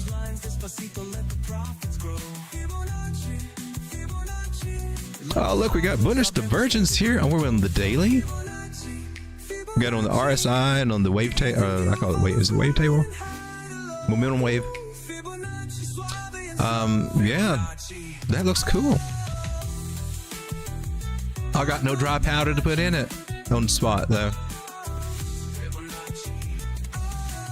Unless, no, don't do it, road dog. Don't do spot margin. Actually, it'd be the perfect time. It might be, well, you said that last time. Look how much it sucks. I know, but this time it's different. You're a junkie. You're a margin junkie. I don't think they have it over in CoINEX. Oh, they do. They don't have it for spot margin. They just got it on spot. So not really anything. They got it against Bitcoin though. That's interesting. What does that chart look like? Oh, I hate to look at that. I'm looking on my phone.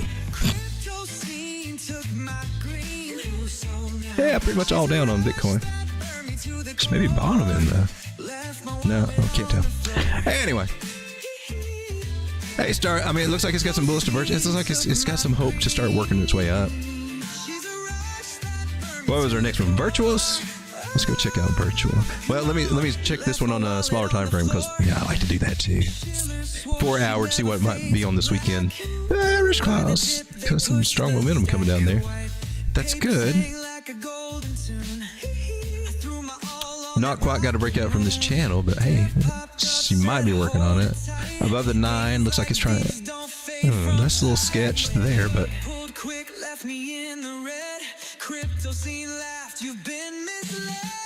I'm gonna have to watch for a breakout there. If we can finally get out and see a cross of these moving averages here on the smaller time frame. This is a 4 hour. 1 hour looks like, ooh, she wanted to try it.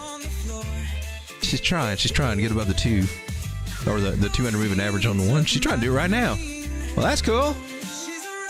She's got the ghost signal here on the 1 hour. That's cool. Maybe we'll get a little pumpy this weekend out of our total threes, looking kind of good. So it looks like they're going to run up some altcoins on us a little bit, get you chase them, and then probably dump them on your ass next week. It's usually their game plan, right? Why are they going to switch up their game plan now? It keeps working so pretty. That's because a lot of people chase them this weekend. Get so offended when they get dumped on like Monday or Tuesday. Like, how dare you? Let's check out. Let's go to bigger time frame. Check out virtuals.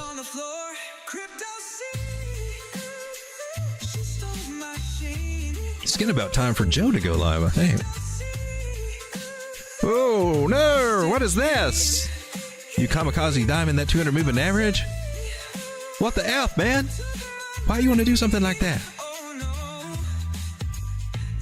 Well, unless there's like some big bullish candle that starts just running this little puppy all the way up to $1 this weekend and gets that to make a U-turn, you're looking at getting a bearish cross here.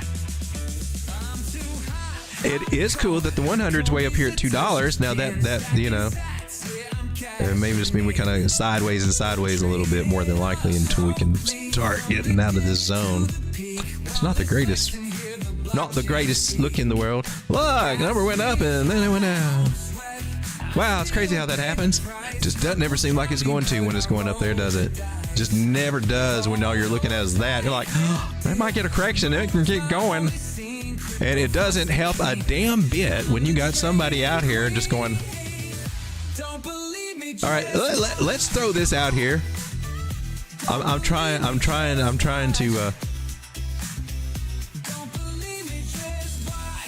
help the flag chasers out here, okay? I'm trying to help them. Can we do that replay? Is that? I don't know how that works. I never use this tool. Crap. Anyway, we'll just hide it and pretend we don't see it. But this is what you get, man.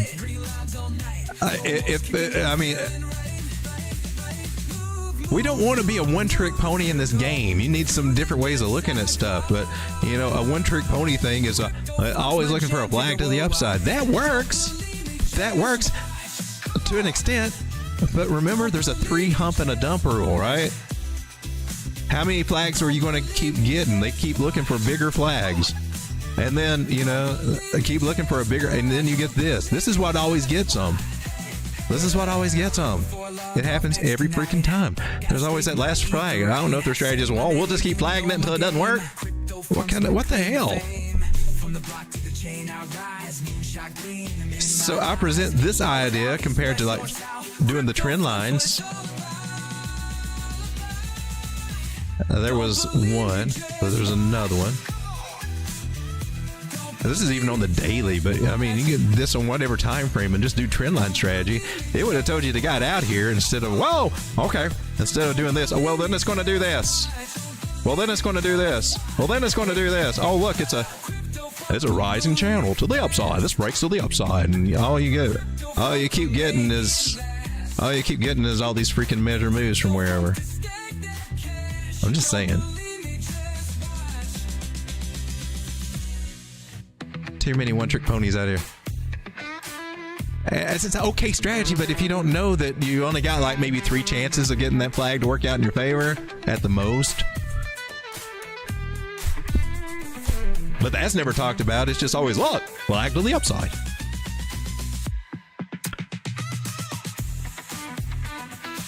If somebody doesn't say it, people are going to keep making that keep thinking that that's the way that it plays out all the time. If you don't take them and zoom them out and show them the bigger picture, they're going to keep going in their little hamster wheel, doing the same thing over and over, and wondering why things aren't changing, wondering why the numbers aren't going up, or wondering why they keep getting burned and stopped out. Ooh, I'm not convinced that we've. Well, that should.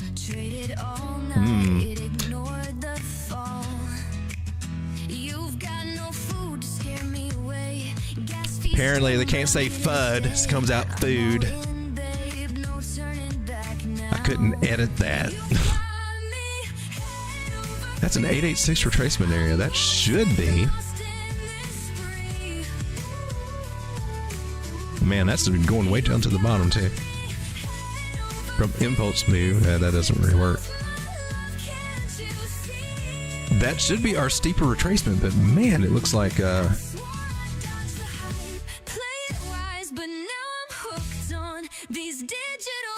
my second fib pull looks like it could line up a little differently from a lower pull, so that's why I'm looking at it. It looks like it could actually. I do this sometimes. I don't know. I'm not convinced that we'll put this as an alternate bottom idea. It's experimental, but we'll go with it. You need to make a note, or else you'll think it's something else. Okay.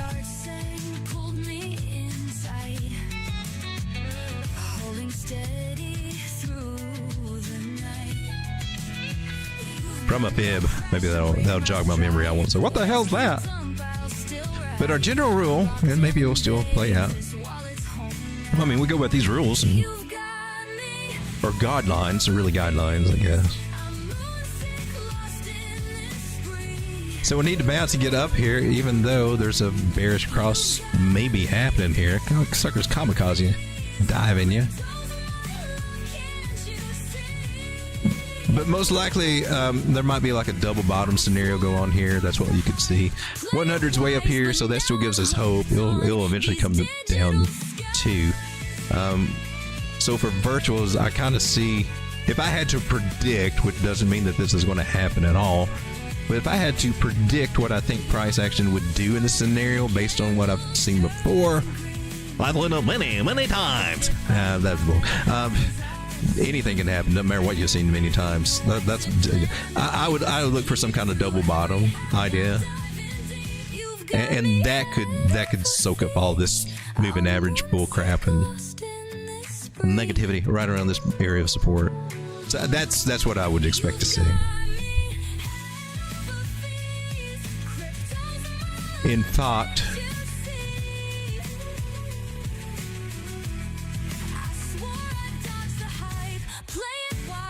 that little zone here between $1.04 and $1.16, that's probably won't get higher than that before she comes back down to where she is now. And that could be a good opportunity to take profits or half profits. Maybe you don't always have to sell out of everything too. Okay. I mean, you might, and some people do, but if you're playing these games like this, when we get up to an area that you expect it to roll over, I mean, yeah, you can go out all the way, but if you're wrong and it's just, coming down for a flag to the upside and takes off without you, then you're like, oh man, I sold it all too soon. But what I do is I go by the rule of halves on situations like that. If I'm stuck in the middle and I can't figure out what the best play is, I'll just split it. We'll just play both ways. And so far, I think that works pretty decent. I don't make the wrong decision as much because I'm kind of, I'm playing them both. And maybe if she comes down here, then I still got, half the value of my bag that I can put back in. So that gives me another 25%, and we'll just ride it up that way. That's just me, though. Some people get all in, all out on every move. It really depends on what works for you and what your goals are you're trying to achieve or style. Maybe I should try that on some. Probably I am trying that on some of the altcoins. I'm just kind of getting out of some of them as they go up and all together. So virtuous, trying to regain the non-moving average there. Check it out on the 4 hour. 4 hours looking pretty decent. I like that. We're in the cloud. I think we can see this. About 105. And if we get past 160 or something like that, that'd be good. Make a higher high. But I would still expect it to come back down in the higher low if it does that.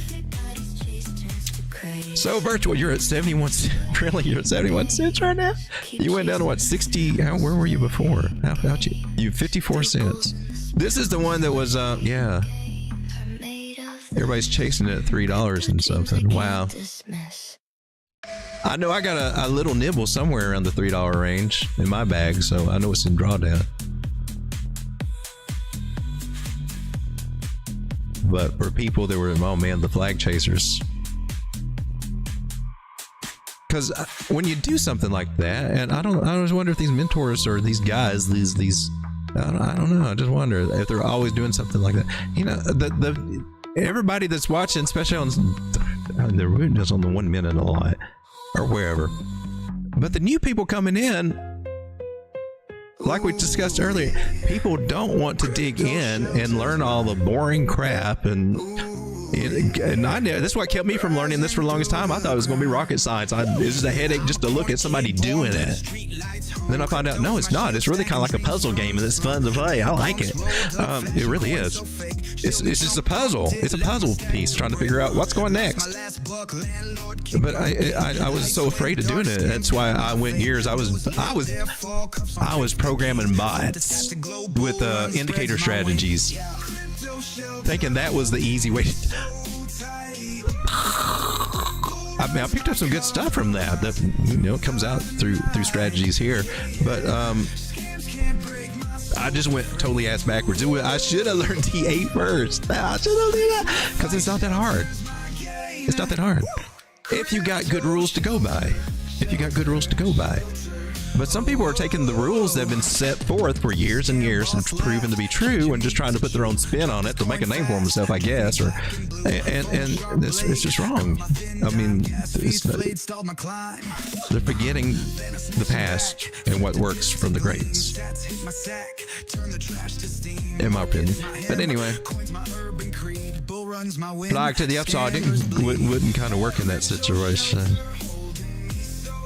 And it would suck, you know, if you bought it $4 expecting that. And a lot of the newbies, they'll come in and they don't know. That's what the point I was getting to. And they're like, they don't want to learn it, you know. It's more, I trust him. He obviously knows what he's doing. He says he knows what he's doing. He says this is the best place to come and get, you know, you get those kind of things. And the new people, they believe that. I believed it. I believed it when I first got in this game, and I got my ass handed to me a lot by these guys.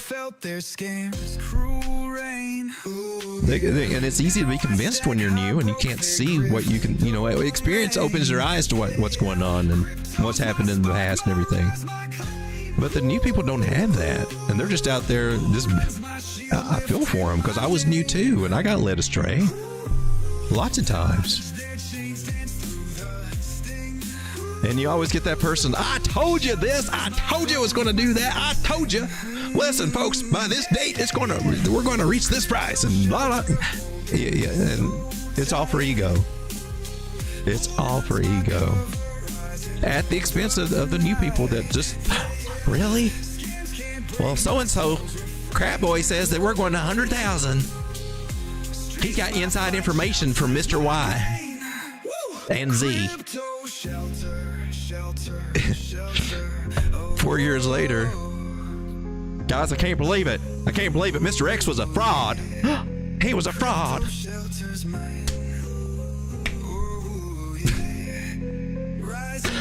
You can't make this stuff up. If you follow somebody that's got too much ego, too much emotion, then that's part of it. And they're working on their validation, and they got to talk about all the material stuff. I'm not doing it to put you down or to make myself look big. I'm doing it to be a positive motivator for you. And that's bull crap. I'll say this. I bet the IRS knows where that money really comes from. I bet their tax advisor knows where that money comes from, and what is from income and what is from investment or trading. I bet it's out there, but I bet it's never talked about.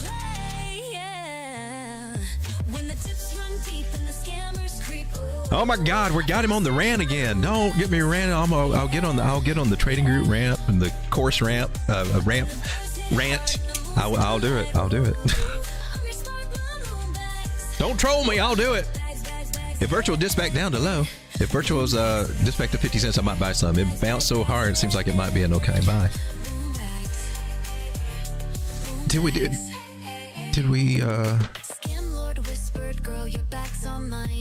I do the bottom check? I can't remember. I got sidetracked. left me in a bind. She went to a 0.2. Were you up? Okay. Gassy, stunk slow, drained my last and dying. Let me check one other thing here. Were you? But I held my It don't look ground like you were. to gleam. Sats filled my mound, turned a scam to steam. Markets my rhythm, coins my sultry play. Bull runs my handbags, my trader's way. Yeah. When the dips run deep and the scammers creep, ooh, I got my stash Okay. bags. Yeah. Let's see if we got the right one on this one. Oh, it's here. When the bears hit hard and the moons collide, ooh, I'm your spark plug. Bags, bags, bags, moon bags. Bags, bags, bags, Not exactly the same thing, the one I'm looking for, but I am seeing something else here with some confluence. I sank in the dark, felt the scam's cruel sting. It doesn't have to do what I was looking for it to hit that level, but man, I may be learning something here about it. That 0.2 seems to be hitting on two different pools there. This chance that this is a bottom chance, at least a local bottom. I still see, yeah, one of these targets as possible getting hit, and you got some bullish divergence going on if you're looking at that idea too. So yeah, I think she's getting ready to start working her way up, and then you got this level here about 91. That's going to be a little tricky, but I think we can actually hit this box. All right, let's move on to Trog, and I guess we're looking at this one. Oh, Trog! I had you targeted before, Trog, because I was monitoring the bottom. You had bullish divergence and stuff. She looked like she double bottoming out. Where are you at, Trog?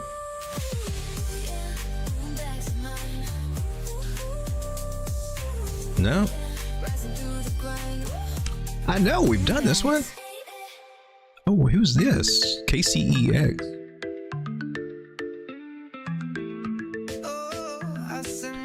I don't remember ever racing Trog.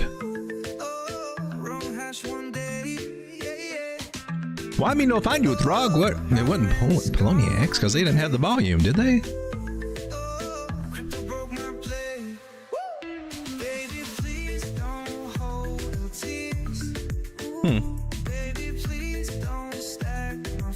I guess we'll go with this one. I must have erased all that. I don't remember doing that. Nice rounding this. And she's just come back for a double bottom play, looks like. She might be a little... no, it touched. It looks like it touched. This was when? This was March 2nd. Oh no, the 4 hour. Let's zoom out. Oh! Oh! That hurt.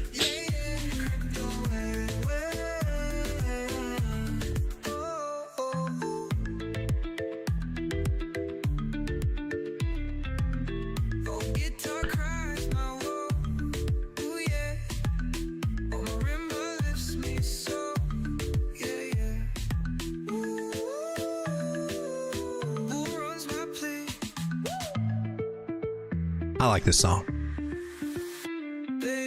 I thought my wife would like it. She wasn't too impressed with it. I worked hard to get this one just right.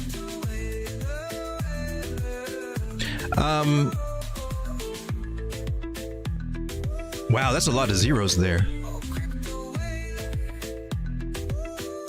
But it's about double where we are now, so it should be a good... That target should be, yeah, 134%. I think we're likely at a bottom. Getting a confirmation candle above that 9-moving average would be cool. Might want to do that because stochastics are coming down. She may not be through playing a few games short term. Let's see. Let's go to the 4 hour now. Ichimoto, we're trying to get in there, but I need to see some green, and I'd like it if it was thicker.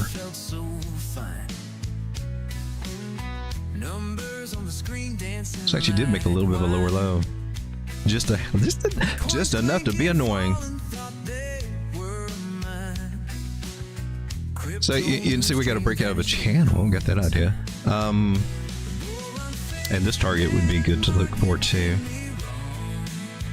Short term. Well, I guess we can just go ahead and pull from here. This was...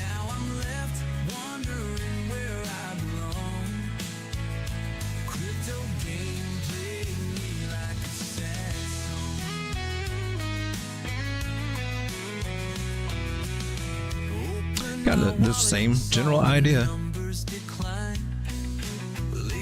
as the bigger pool. Same idea. Wash, rinse, repeat. Cashing out is the trick. Executing on them is the trick. So from here, that says 14, 25, 50% to that target, and that's just zooming in. Remember, we still got this one. That's really where we need to. I would expect to round up and then come up here, maybe do a butt crack, maybe do a lower high somewhere through here. So yeah, that I like that one. It might take it a long time to get there though. All right, let's go check out Ethereum. Let me check with you guys over here. DOZ, Road Dog, how did you get the name Road Dog? I was sitting there motivated to try to go to do YouTube. And of course you got to have a channel name, and I was like, oh gosh darn it. And I knew the biggest thing that I needed to do was actually turn the camera on and start jumping out there. And that's what everybody kept saying, because I put it off for about 2 or 3 months beforehand. I started about the same time Frankie Candles did, of course. And I almost didn't, because Frankie came on and he started doing stuff for free, because at that time everybody was just shilling the hell out of these paid groups. That's all you had, that and expensive courses. Frankie came on and he started doing this stuff for free, and I thought, okay, cool. So I was a fan over there for a while, but then I was like, nah, I'm gonna go ahead and do it.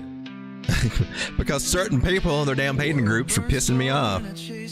I think it was the day that I asked, well, how do you tell the difference between a cup and handle and a double top? Oh, suddenly I'm banned. I'm a weirdo and I'm banned. That kind of triggered me. So I said, screw it. So I needed a name, and it reminded me of somebody I used to know, man. And I think his name was Kenny. Cool dude. But I think it come from a wrestler. I think it come from a wrestler or something, but he would always say, I'm your road dog, buddy. I ride with you, man. I'm your road dog. We ride together. And I just thought, well, I like that. Because that's all I'm doing. Just kind of sharing my experience, trying to help guide you down the road, that the things that work for me, and all the stuff that I even learned on the way here. So I like to thought of it being about being the journey of crypto. So I went with Road Dog, and I had to make up my mind, because else I was going to keep putting it off and never get in front of the camera or ever do anything. So I just said, all right, I'm not really. I wanted something snazzier, catchier, you know. And in retrospect, maybe I should have went with something like that. Because it's spelled wrong. It's not DOG. It's a lot of confusion in it. So I think that's kind of held back too. And there's also rappers named Road Dogg. So I'm buried in the music and buried in wherever. But I just liked what it stood for. So I stuck with it. And I haven't rebranded. I don't plan on it. Maybe I should. I don't know. And I'm definitely not a dog. Now I'm a turkey. So how do you... And before that, I was some weird zombie-looking voodoo doll, so how does that work? It doesn't make any sense. But that's my story behind it. DOZ, let's all guess. Oh, that's good. So he's always good at these games. He's so interactive. If you know the answer, you have to give a wrong answers. Start like this. Road God got his name because that sounds like fun. Did you guys do it? When a coin price is tanking and the seed investor and team tokens haven't unlocked it. I think I'm missing out on the conversation. Layer zeros. I've heard that before. Yeah. I used to have some, but not anymore. Chief and Q says, because he's our road dog on our trip to financial. Yeah, there you go. That's the thought behind it. Road Dog got his name because he had a miniature chihuahua named Road. I know the answer. Dude, that's fun. Oh well, game over. Oh man, so I miss a lot when I can't see what's all going on in the chat all the time. Y'all do some cool stuff. Y'all have fun. What's the answer on a Road Dog cup and handle different? What's the answer on it, Road Dog? The cup and handle difference. I don't get the last part of it, but Road Dog got the answer correct. JG says, what can double bottoms mean? A bottom. It's just double confirmation that level of support's holding is the main thing, or maybe just a little higher level of support. I don't have a good example here on this particular chart to show you, but let's pretend this is your level. Oh, well, that's not what I'm looking for. But let's pretend that's your level, and then you come down for support, and then you get rejected, and then you come back down again and you test it. That means this is a strong level. And once it confirms, it doesn't confirm. A double bottom never confirms until you get to, they call it a neckline. And I bitch about that. Because what kind of bottom has a neckline? The only thing that has a neckline that looks like that would be boobies. Okay? Can we be clear about that? I argue about this all the time. This is how it gets stuck in your brain, by the way. Because I think it should be a booby line. And that's what I see. I see pasties and boobies a lot. And then sometimes they're pointy. But the main thing is you got to get back above this line for it to confirm. And once it does, if you're lucky, it will hold. And then you this was the bottom. And that's a way to, it's depending on how some people nail the bottoms this way, or that's as close, that's close to you can narrow this down on smaller time frames, get really close just doing this. If it is a true bottoming, get a good entry after confirmation, and then you just write it up. Or you can do what some people do, is just kind of front run it. Oh, it made a higher low, boom, and maybe it'll work out. Maybe it'll come back down in range. Sometimes they can make one bottom, two bottoms. They can make three bottoms. But they all operate the same, and they got different names for them. You got pointy ones or pointy ones, W patterns, M tops, same thing, double bottoms, double top. There's nothing different. They're just one's on the top, one's on the bottom. They act the same way. If you know a pattern or an idea of one way, you know it the other way too. Nothing changes. It's just the same as if the chart flips upside down or that. It's all the same. It all works. It doesn't change anything. But that's the gist of it. And once you got support area, you're ready to go up and make higher highs and higher lows. Hope that answered the question. Let's see if we can do Ethereum real quick here. Oh no! Chief and Key says double bottom should change to double D's. Yeah, shouldn't it? Or just say belt line. Because what kind of bottom has a neck? That's just silly. Oh, I don't know. Whatever that was. So Ethereum, what the hell? You're at 19. That's cool. I just zoom out on Ethereum. Oh snap, Ethereum! You lost a. You're gonna make me do some wiggle room, and I don't like doing the wiggle room. You still broke the wiggle room.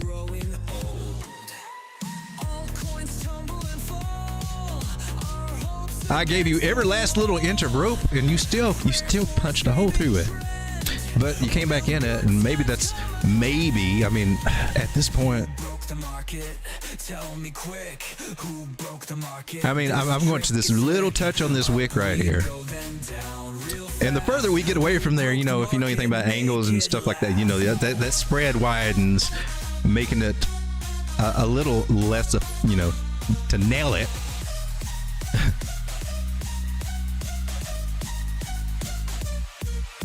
Like when you're shooting toward the target, you're off just a little fraction of a micron of something, and the target doesn't get hit. So harder to nail the actual bottoms of it. But it looks like the candle bodies are expecting what I got here, and we got wicks through it. Could be a sign of weakness. That's how I read it. But it could also be that, the swing failure pattern, bear trap idea that if we get a strong move up, is what I look for when that happens. If we don't get the strong move up, then I'm like, maybe I need to check my line again and check things, because I'm expecting strong moves up whenever that happens. If it doesn't happen, then, I got to ask myself, well, is it the chart or is it me? It might be me. I need to go back and see if it's me. And I don't know if other people, I think it's important to do that. Something doesn't work out the way that you thought it would, the way that your TA told you should. I hope that that's the learning part. I don't see that on the teachers, guys. They don't. They just gotta scroll over it. Oh, that one failed. Let's move on. Here's a new cup and handle to the upside. Yeah. And they never go back and look at why and ask the question, why did this one, like a cup and handle that's supposed to be, not a 90% chance to break out to the upside, but a 90% chance to meet its measured move. It's got a really good chance of actually playing out to its target if it's done correctly. That's why they were at once the holy grail of patterns to find. And so somebody has to attach themselves to the most popular pattern. They say, oh, look, I can see it when nobody else can see it. No, they don't even know the rules to the game for it. I'm sorry. This stuff comes out. What the hell? All you do is bitch about this other YouTuber. Sometimes it does seem that way.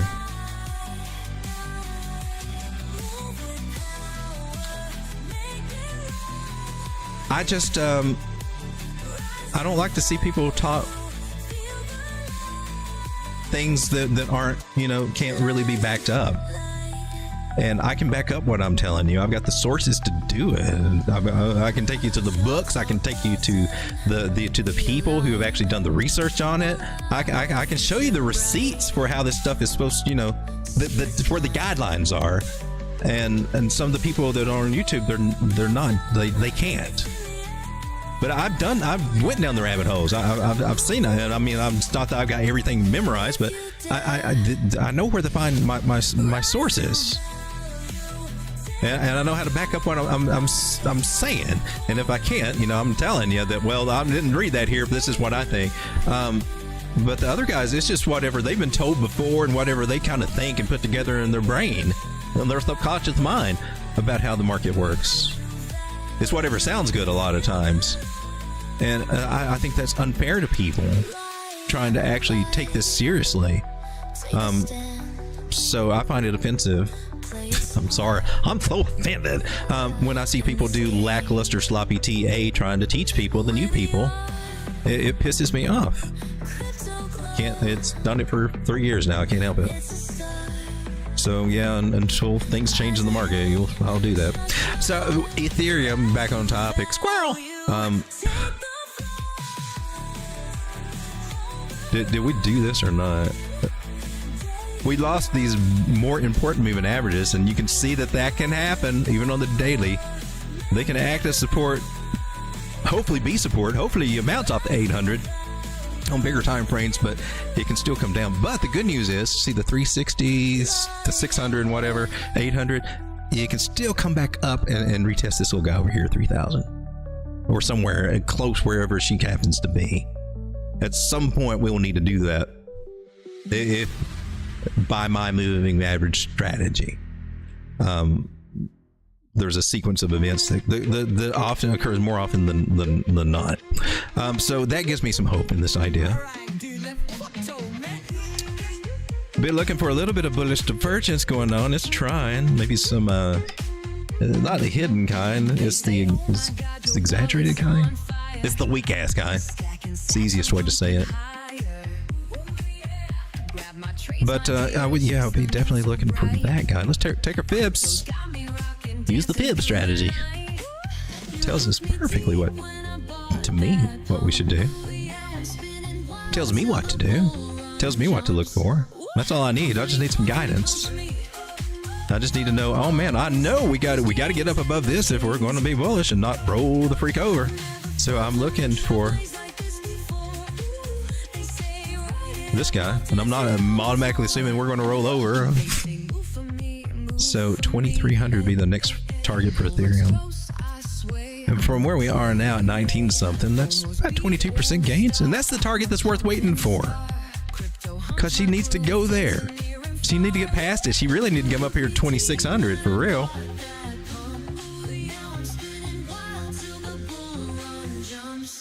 And even 32. This is what she needs to do. We're in a bull market. This is the crypto game. This is what's got to happen. I'm banking on that. The pivot points. Have some kind of reaction there. So that's what the daily's got. The 4 hour, which would apply more to this weekend, that's looking good. I like that. I like what I see here. Above the 9 crossed the 21 moving average. That cross means something. That's good. That means that we can start heading toward the 50 moving average area, which is go talk to it for a minute. That's at $2,000. That's close to the top of the Ichimoku cloud. And we might get rejected there, have to come down a little bit and play with it, you know, and zigzag a little bit, but that's good. So you got a breakout of this trend line. So nice to see Ethereum making higher lows. We just need to get a higher high end, we need to get above 2,000. Bigger area to look at here, trend lines. Ooh, that looks so juicy. That looks so juicy from there. Because you got a candle body open on the other side of this trend line that I was picky about it. And above the 9.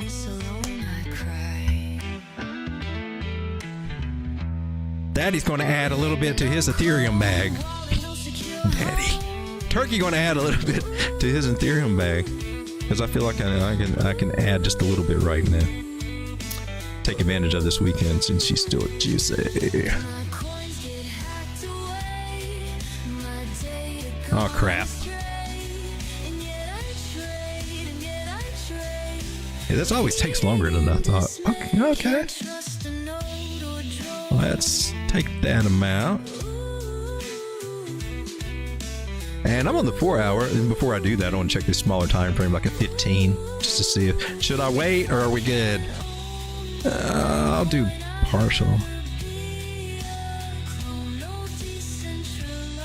So I'll put half of my position in now, and she may start bouncing. She may get about, I don't know, but still, we'll see. If she goes lower, then I can add in a little bit better, but that's also a breakout here on the small time frame, huh? Stochastics are at the top, and she may, I don't know. I'm just gonna do a little bit here and wait and do a little bit more. Take a look at Solana. It might seem wild what I'm about to say. I already had a position of Ethereum. That's what I didn't just jump in, even though, you know, that was a signal I could have. Just adding to my spot margin play. That's a very steep trend line there. It is not going to continue that way. Should be coming back to test this one at some point. And look, if you apply the angle theory, and look how beautiful that is. Oh, right under that wick. I wasn't even trying for that. I was just trying for the candle bodies, tops. And we're close to resistance. So I kind of doubt that we'll make it very much further than where we are now. It's not necessarily a target, but that's the top. I wouldn't expect us to get past that on this candle anyway. This is cool. Moving averages are starting to get together, starting to cross a little bit. If they can all cross, that's good. But they could reject off each other and roll over, which that can happen.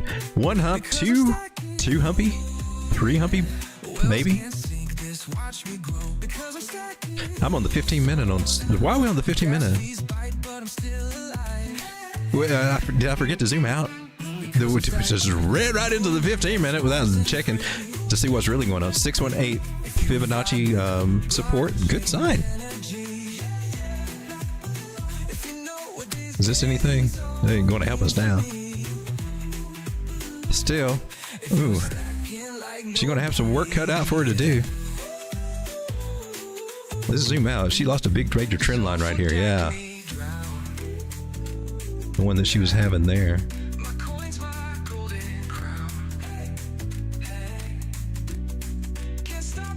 So that's going to be resistance.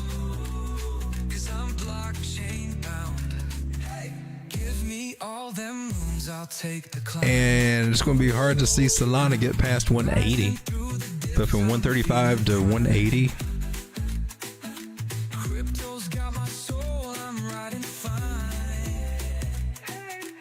Another 30-35% maybe.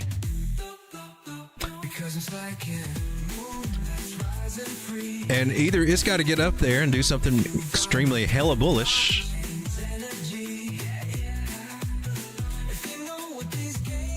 she's got to get up here and do something hella bullish like that to give everybody what they expect to see out of Solana. But what she's set up to do is come up, and what usually happens is a rollover. And we may be visiting this area again before we start, doing whatever.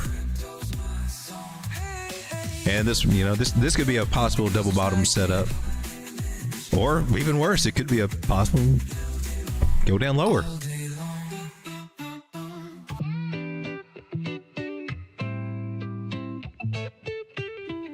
Let's check you out on the 4-hour. How y'all looking for this weekend? Bears crossed. We have the flipping and bearish flipping and officially here on the 4-hour. Ribbon flip. We're bearish, baby. I'm not what you want to hear, but that's what we got.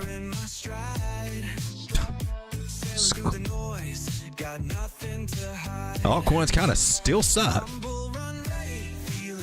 That's interesting. You broke out and still played with that. Is it me or is it you?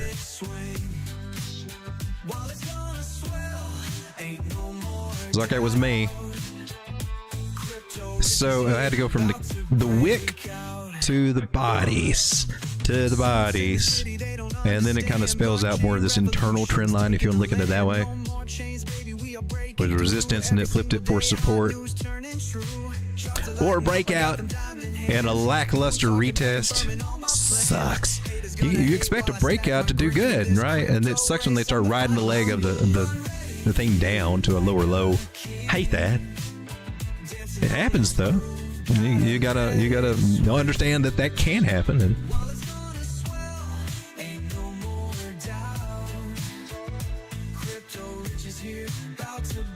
nice. You see what I like? Boom. I like that. So I will take that as a bottom.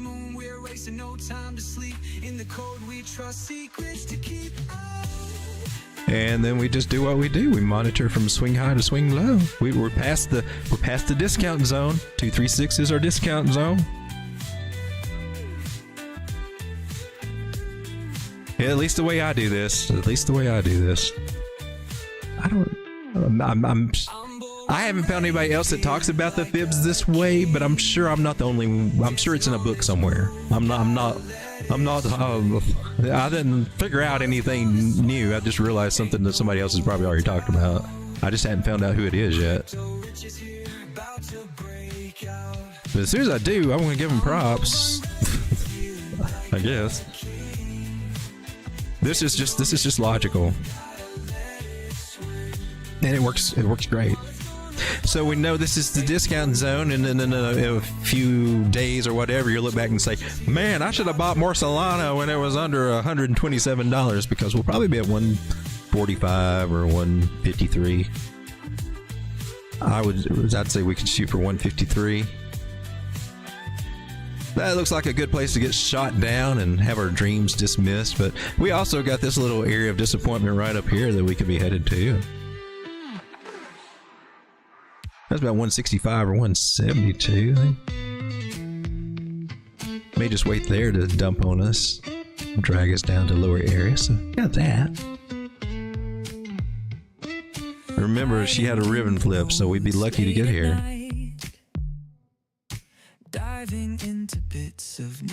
And with the ribbon flip, I would definitely be taking profit.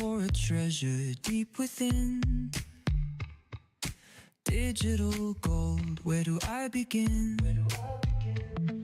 Oh, I thought I had Market Cipher A up there. I was wondering to see if there's any X's or anything that were printed. So that's my take on this one, Solani. I like that the money flow is starting to come up and get into the green. That'll make it easier to hit these targets if we go in the green money flow. Yeah, who knows? Maybe we could get 188. I'm not saying this is out of the question to get up there, but it's just starting to get a lot less likely. Good time if we make a higher high than we did, get over 180. That'd be cool. But for the most part, it's not looking too good. It just pisses me off that this market is looking so crappy. A year ago, we were like just riding high and thought we were, we were on our way to the biggest riches, and we finally seen, it was at the point where we're saying, oh man, this crypto stuff's starting to pay off. I can see it. Yeah, it's starting to happen. Yeah, I believe in it. And then they dumps on our asses, and we just never recovered from that, really. Or we did, but in December, but probably fell for the same thing. Oh man, it's going to keep going. Yeah. Because it's January's coming, then February's going here. February's always a bullish month. Always a bullish month. Yeah, I can see it. I can see I can have my hair transplants by March. We can probably look at going on vacation really early in June. I'm so excited, honey. And then this is what we get. I mean, what the hell? Honey, I know you didn't ask for a boob job, but I'm sorry, I'm not going to be able to get you one. Let's see if she watches my show or not. Ha! Just saying. I'm sleeping in the basement tonight. I can do. Hey, thank you, Ave, for throwing that up there. Oh, he's got 2 Telegram groups, one for chatting and one for a bunch of channels and TA stuff for learning. Yeah, I do. Telegram group. I started. It's a crazy story. Do I want to go there? I started with an official roaddog.crypto one, and it was just new. It was just everything thrown in one. And I was like, well, now I need something for, I don't know. Anyway, I got the lounge idea. And then I said, well, I need one for chart. So I had one for a chat that we could chat in.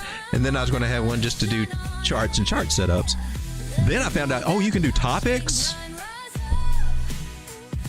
So that's how we got with 2 of them. But the lounge has got the bot in it that does TA. It's a paid bot. That's kind of cool. And then the other one's got it's a rabbit hole. But yeah, there's lots of stuff. If you dig in there, I've got all kinds of stuff. I mean, I got books, I got courses, I got everything buried in there. It's all free. Because I know from experience, it doesn't matter what the hell the group has. It's up to the person that's got to do the work to dig through it. And hopefully that group has got something worth sharing and not just ideas they pull out of their head. Look, my whole course is just clips from my live stream where I'm just spinning stuff off the cuff. What the hell? Come on. I've even got a course on there that's put together pretty well. Not by me. I'm too lazy. I'm too lazy.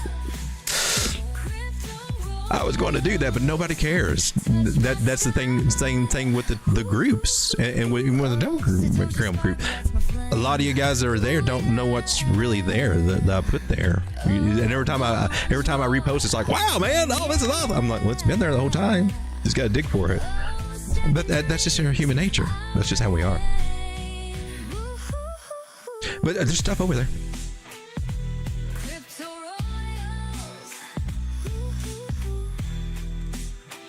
And honestly, I haven't read through all the stuff that's over there either, so don't feel bad. I'm not trying to make it the guilt trip for anybody. There's books over there I've not read, but there's stuff over there for everybody.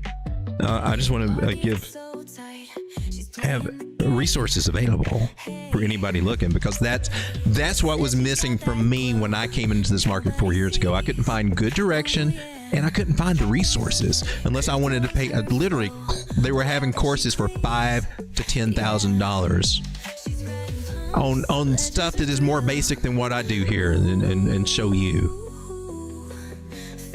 I mean, just the basics that you would read through Wikipedia. There's the people out there. And tell me that's not grifting, dude. Tell me that's not $5,000 to $10,000 for a little video. That's what was going on back 5 years ago. So I wanted to make sure that I got a lot of resources out there for the people that need it and don't, don't have that $5,000 just as, oh, no, it's all right. Oh, we'll make it up. It's a no-brainer. We can make it up. We'll trade our way back, and it'll pay for itself.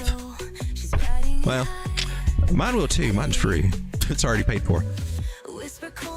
You get a double BB.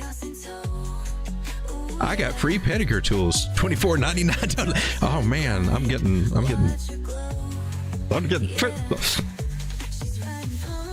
I'm just saying. All right, yeah, I'm sorry. It's all been a masquerade. I really am shilling my $24.99 OnlyFans Footsie group. I'll break out in a minute every once in a while. It's the only time that I will. If you want the real alpha. Basically, it's just my feet pointing toward the price targets, but gosh darn it. That's a sexy foot, and I'll even bring out the chicken foot every once in a while, the turkey foot every once in a while. I'm just saying, some of you know, if you know, you know, $24.99 a month. Support your boy. In my OnlyFans group, that's my real side hustle. That's my, yeah.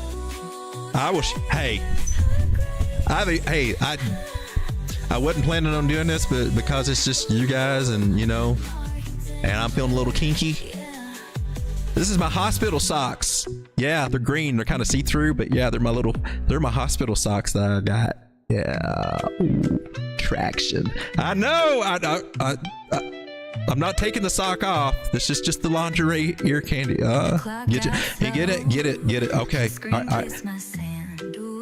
Oh, that was quick. All right. Okay. All right. Was it good for you? Yeah. Woo. Thank you, baby. Thank you. And I needed that. And you did too. All right.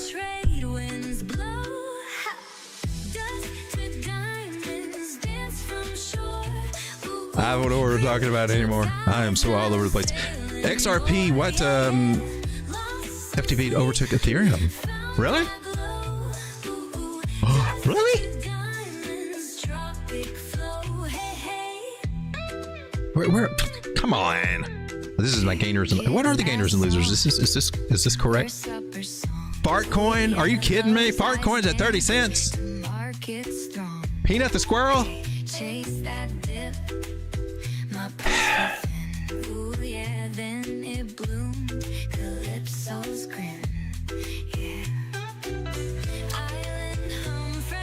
Well, yes, you could invest in MakerDAO or Aave, some of these things that might actually be going up in value. But on the other hand, we also offer you Peanut the Squirrel meme coin. Hey. All right. Because, you know, that will never be forgotten. Why, 50 years from now, people will be cherishing their Peanut the Squirrel coin. Okay. Somebody make it make sense. Somebody please make it make sense. Look at there. Look, it's a flip BNB and Solana. Oh, wait a minute. It's supposed to be flip, but it's not. Is that what we're talking about?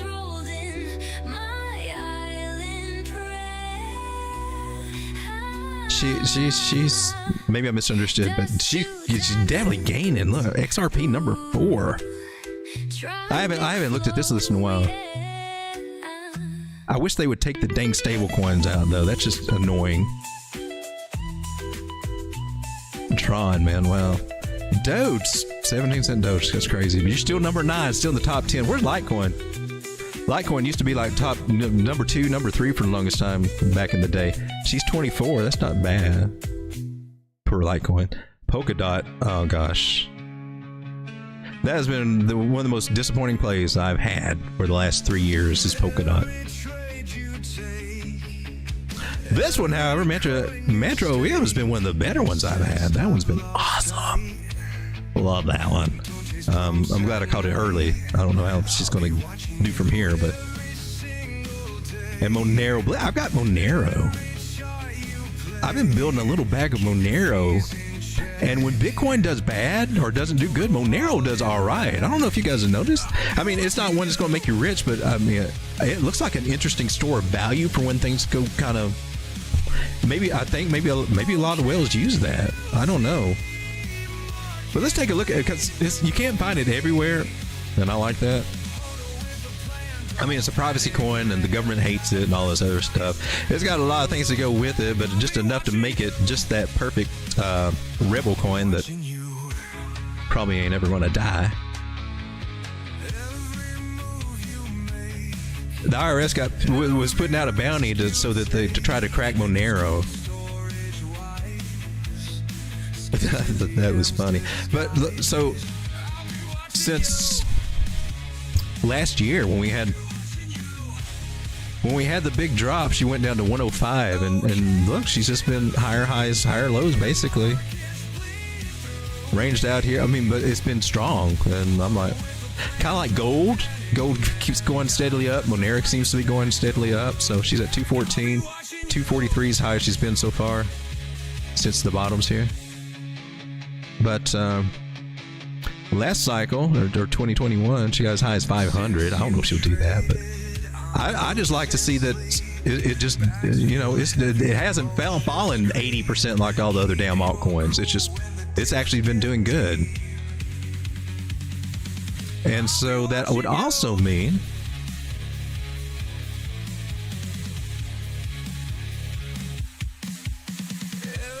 that Monero against Bitcoin. How are you looking? Of course, like all of them, they're down against Bitcoin. But she's at a bottom. Because she might be able to gain on Bitcoin, and that would be cool. Because I bought with dollars. And if I can trade that out at a higher price of Bitcoin, she's at 0.0025. If I can keep slowly collecting Monero, and it's been really easy to play this one spot margin because she's been holding her value. But let's say from here to, let's get up to here. 127% gains against Bitcoin. If I could sell it over to Bitcoin at some point, I don't know what Monero will be at the dollar-wise, but against Bitcoin, it says that it could double or something. I'm like, I'll do that. That one seems to be working out better than anything else I've got. And this is Monero against Bitcoin since October. So had you put $100 worth of Monero or Bitcoin into Monero, is this going to work out? I don't know. Let's say you put 0.1 Bitcoin, or 0.0. Let's say 0.01 because that's a little bit more realistic for some, but not everybody, but some people. You would be 0.016-ish. Maybe you got up to 0.017-ish. Almost, not quite doubling, 75%. I got to say that's done better than anything else I've done to try to grow my Bitcoin over the past 9 months or whatever. The other altcoins have not done that. They've done totally the opposite. This is off. Oh, we got a breakout and a flag above it. Monero, you getting ready to go up? Make daddy happy. Make daddy happy. I like. This is one that's actually done okay for me, and nobody ever talks about. Slinda says XRP has a maximum supply. Ethereum just keeps printing coins out of thin air. That is true. They're supposed to be deflationary now. They're supposed to be burnings, and that was the big thing that got everybody excited about ETH. Did that change? It may have changed. I don't know. I haven't kept up with it. Got me. I'm curious about that now. Let's see. There was a.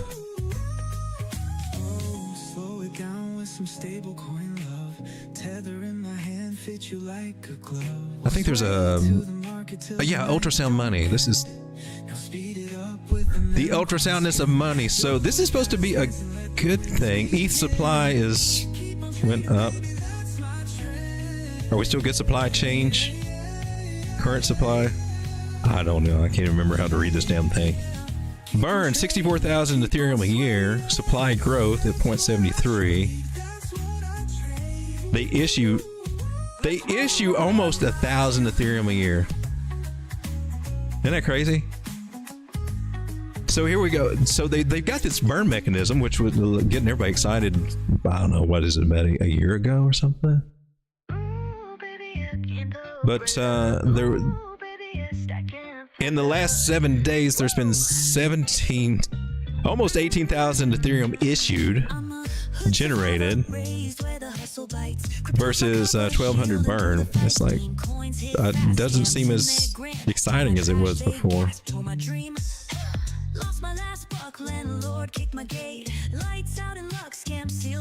Wow. Yeah. They just keep. Oh, look, they printed some more right there. Yay.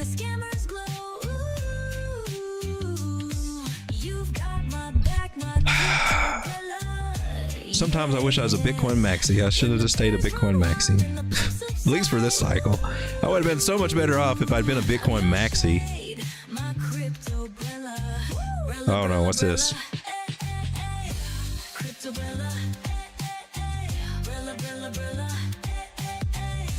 Even though I'm down almost $2 million in XCN coin on this paper trading account, I still got $1.5 million, mostly in Bitcoin. The only thing that's screwing me is the altcoins. Otherwise, the Bitcoin paper trading started out a $100,000 account. Clearly, I should have been a Bitcoin maximalist. Well, guys, I think Joe is probably going live. Oh, you guys are talking over here. ETH moving to POS from POW real screwed. Yeah, I agree. I miss trading ETH. But I'd much rather trade Bitcoin anyways. I like trading Bitcoin. Well, we got Frankie Candles did an interesting short squeeze explanation on Polkadot today for its November pump. Said watching for increased spot buys while degens continue to short. Said it also happened to Matic.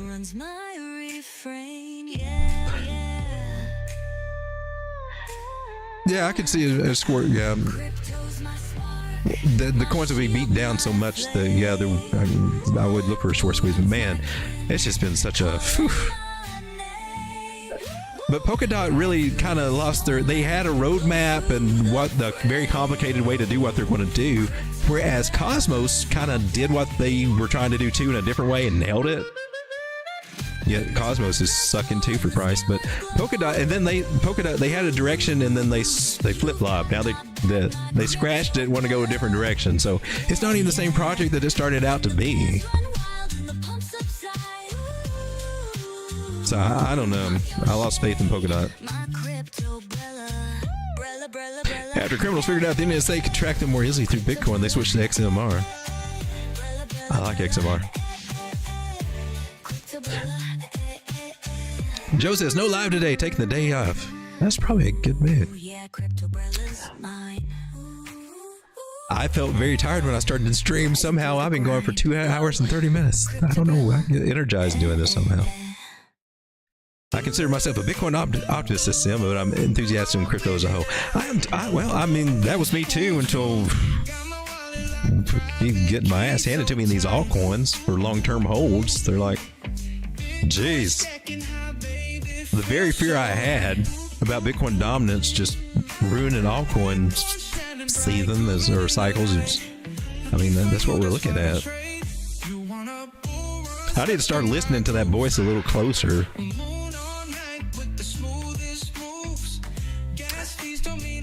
But let's check on Bitcoin and see how we're doing.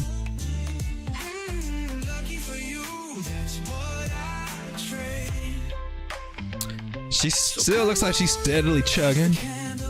Here we are on the 1 hour, not the 6 minute or anything crazy, but she reclaims the 200 on this time frame. Got a few little bullish crosses here. Maybe she can continue.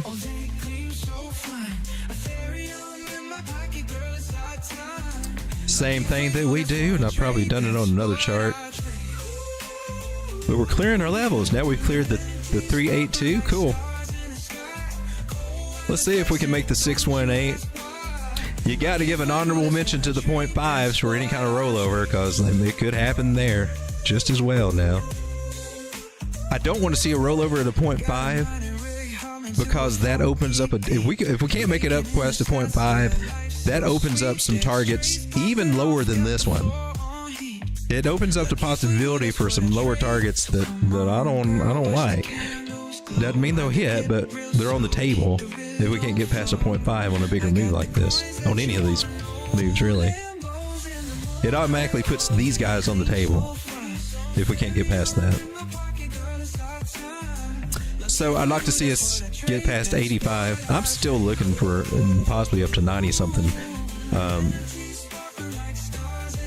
And again, what we'd really want to see is make a higher high, maybe get over 100,000. Maybe that'll count. But really, our all-time high, that's where we need to get. We need to get above it. We need to hit like 114, 113, or anywhere above 109. That would be what we really, really need, but it's not what the charts are saying we're going to be doing anytime too soon. Got a lot of stuff to fight through. But here we are on the weekend. And total 3 is going up, so they're going to be running our altcoins up, and I got my orders set. Let's see if we can get paid. So I have some dry powder. Well, we call it dry powder, but we call it dry powder. For Monday, Tuesday, Wednesday, whenever they want to dump us next time. And try to spread it out sparingly. Guys, thanks for hanging out with me. I appreciate it. 22 people hanging out. And just trade carefully, trade wisely. I always say that. But the weekend is here. I recommend take profits when they run us up. What goes up will, as you've seen, for this past year, keeps coming down. Good night, everybody. Thanks for hanging out with me.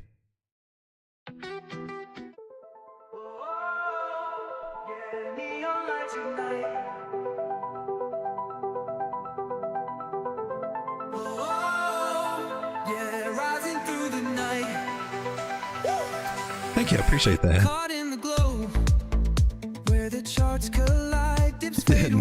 Any wealth of knowledge I got was rabbit holes I went under, but mostly from the many times I've had my ass handed to me and actually learned. I'm still MACD Weekly, man. MACD Weekly. I'm going to be down on myself until I finally get that through to me. MACD, don't fade the MACD Weekly. Gosh, that's been a hard one for me to execute.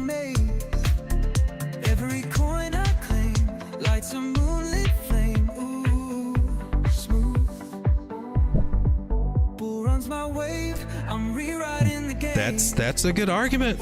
I mean, really, it's like a dinosaur.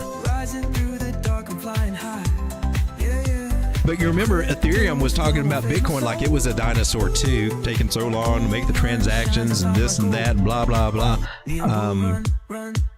Don't fade the layer 2s on Bitcoin. Stacks is one I'm really looking at. And besides, man, Stacks has been Stacks earns me Bitcoin by staking it. It's been like having a little miner. I think it does better than the miner I would buy for a couple of thousand. I'm craving more, yeah. Dips turn to light. Oh, we got a super chat. Thank you. We got hand clappies here somewhere. Thank you for the super chat, EW. I appreciate that.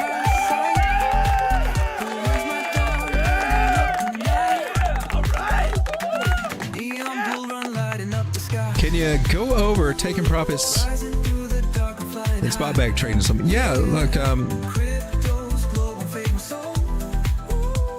yeah, that would be a good one to ask in chart school. Whenever I do that.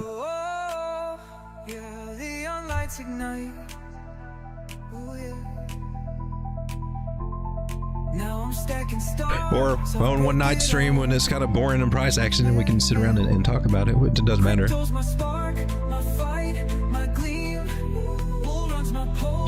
Elvis keeps in the butterfingers. Strayer, you crack me up, man. I think you ought to be a comedian. You're funny. You should do skits. I think you'd be good at skits. Rising through the dark, I'm flying high. Yeah, cryptos glow, fade my soul. Bull run shines. Guess I could turn live chat on. I didn't know I had that off. Will I be at the Bitcoin conference? Probably not. I would like to go to them. If the market were up like we were a year ago, I would be saying, hell yeah.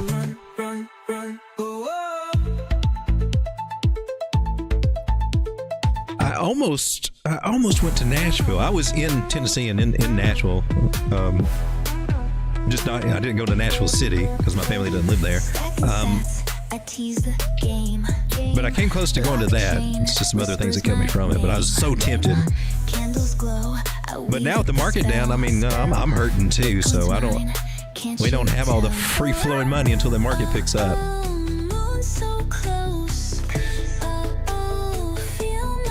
So I'll just watch them on YouTube.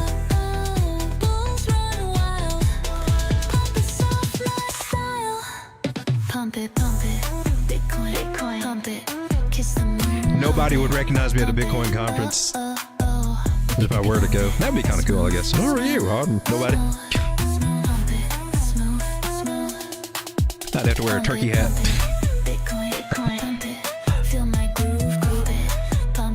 But I couldn't use my filters. Everybody looked like a turkey.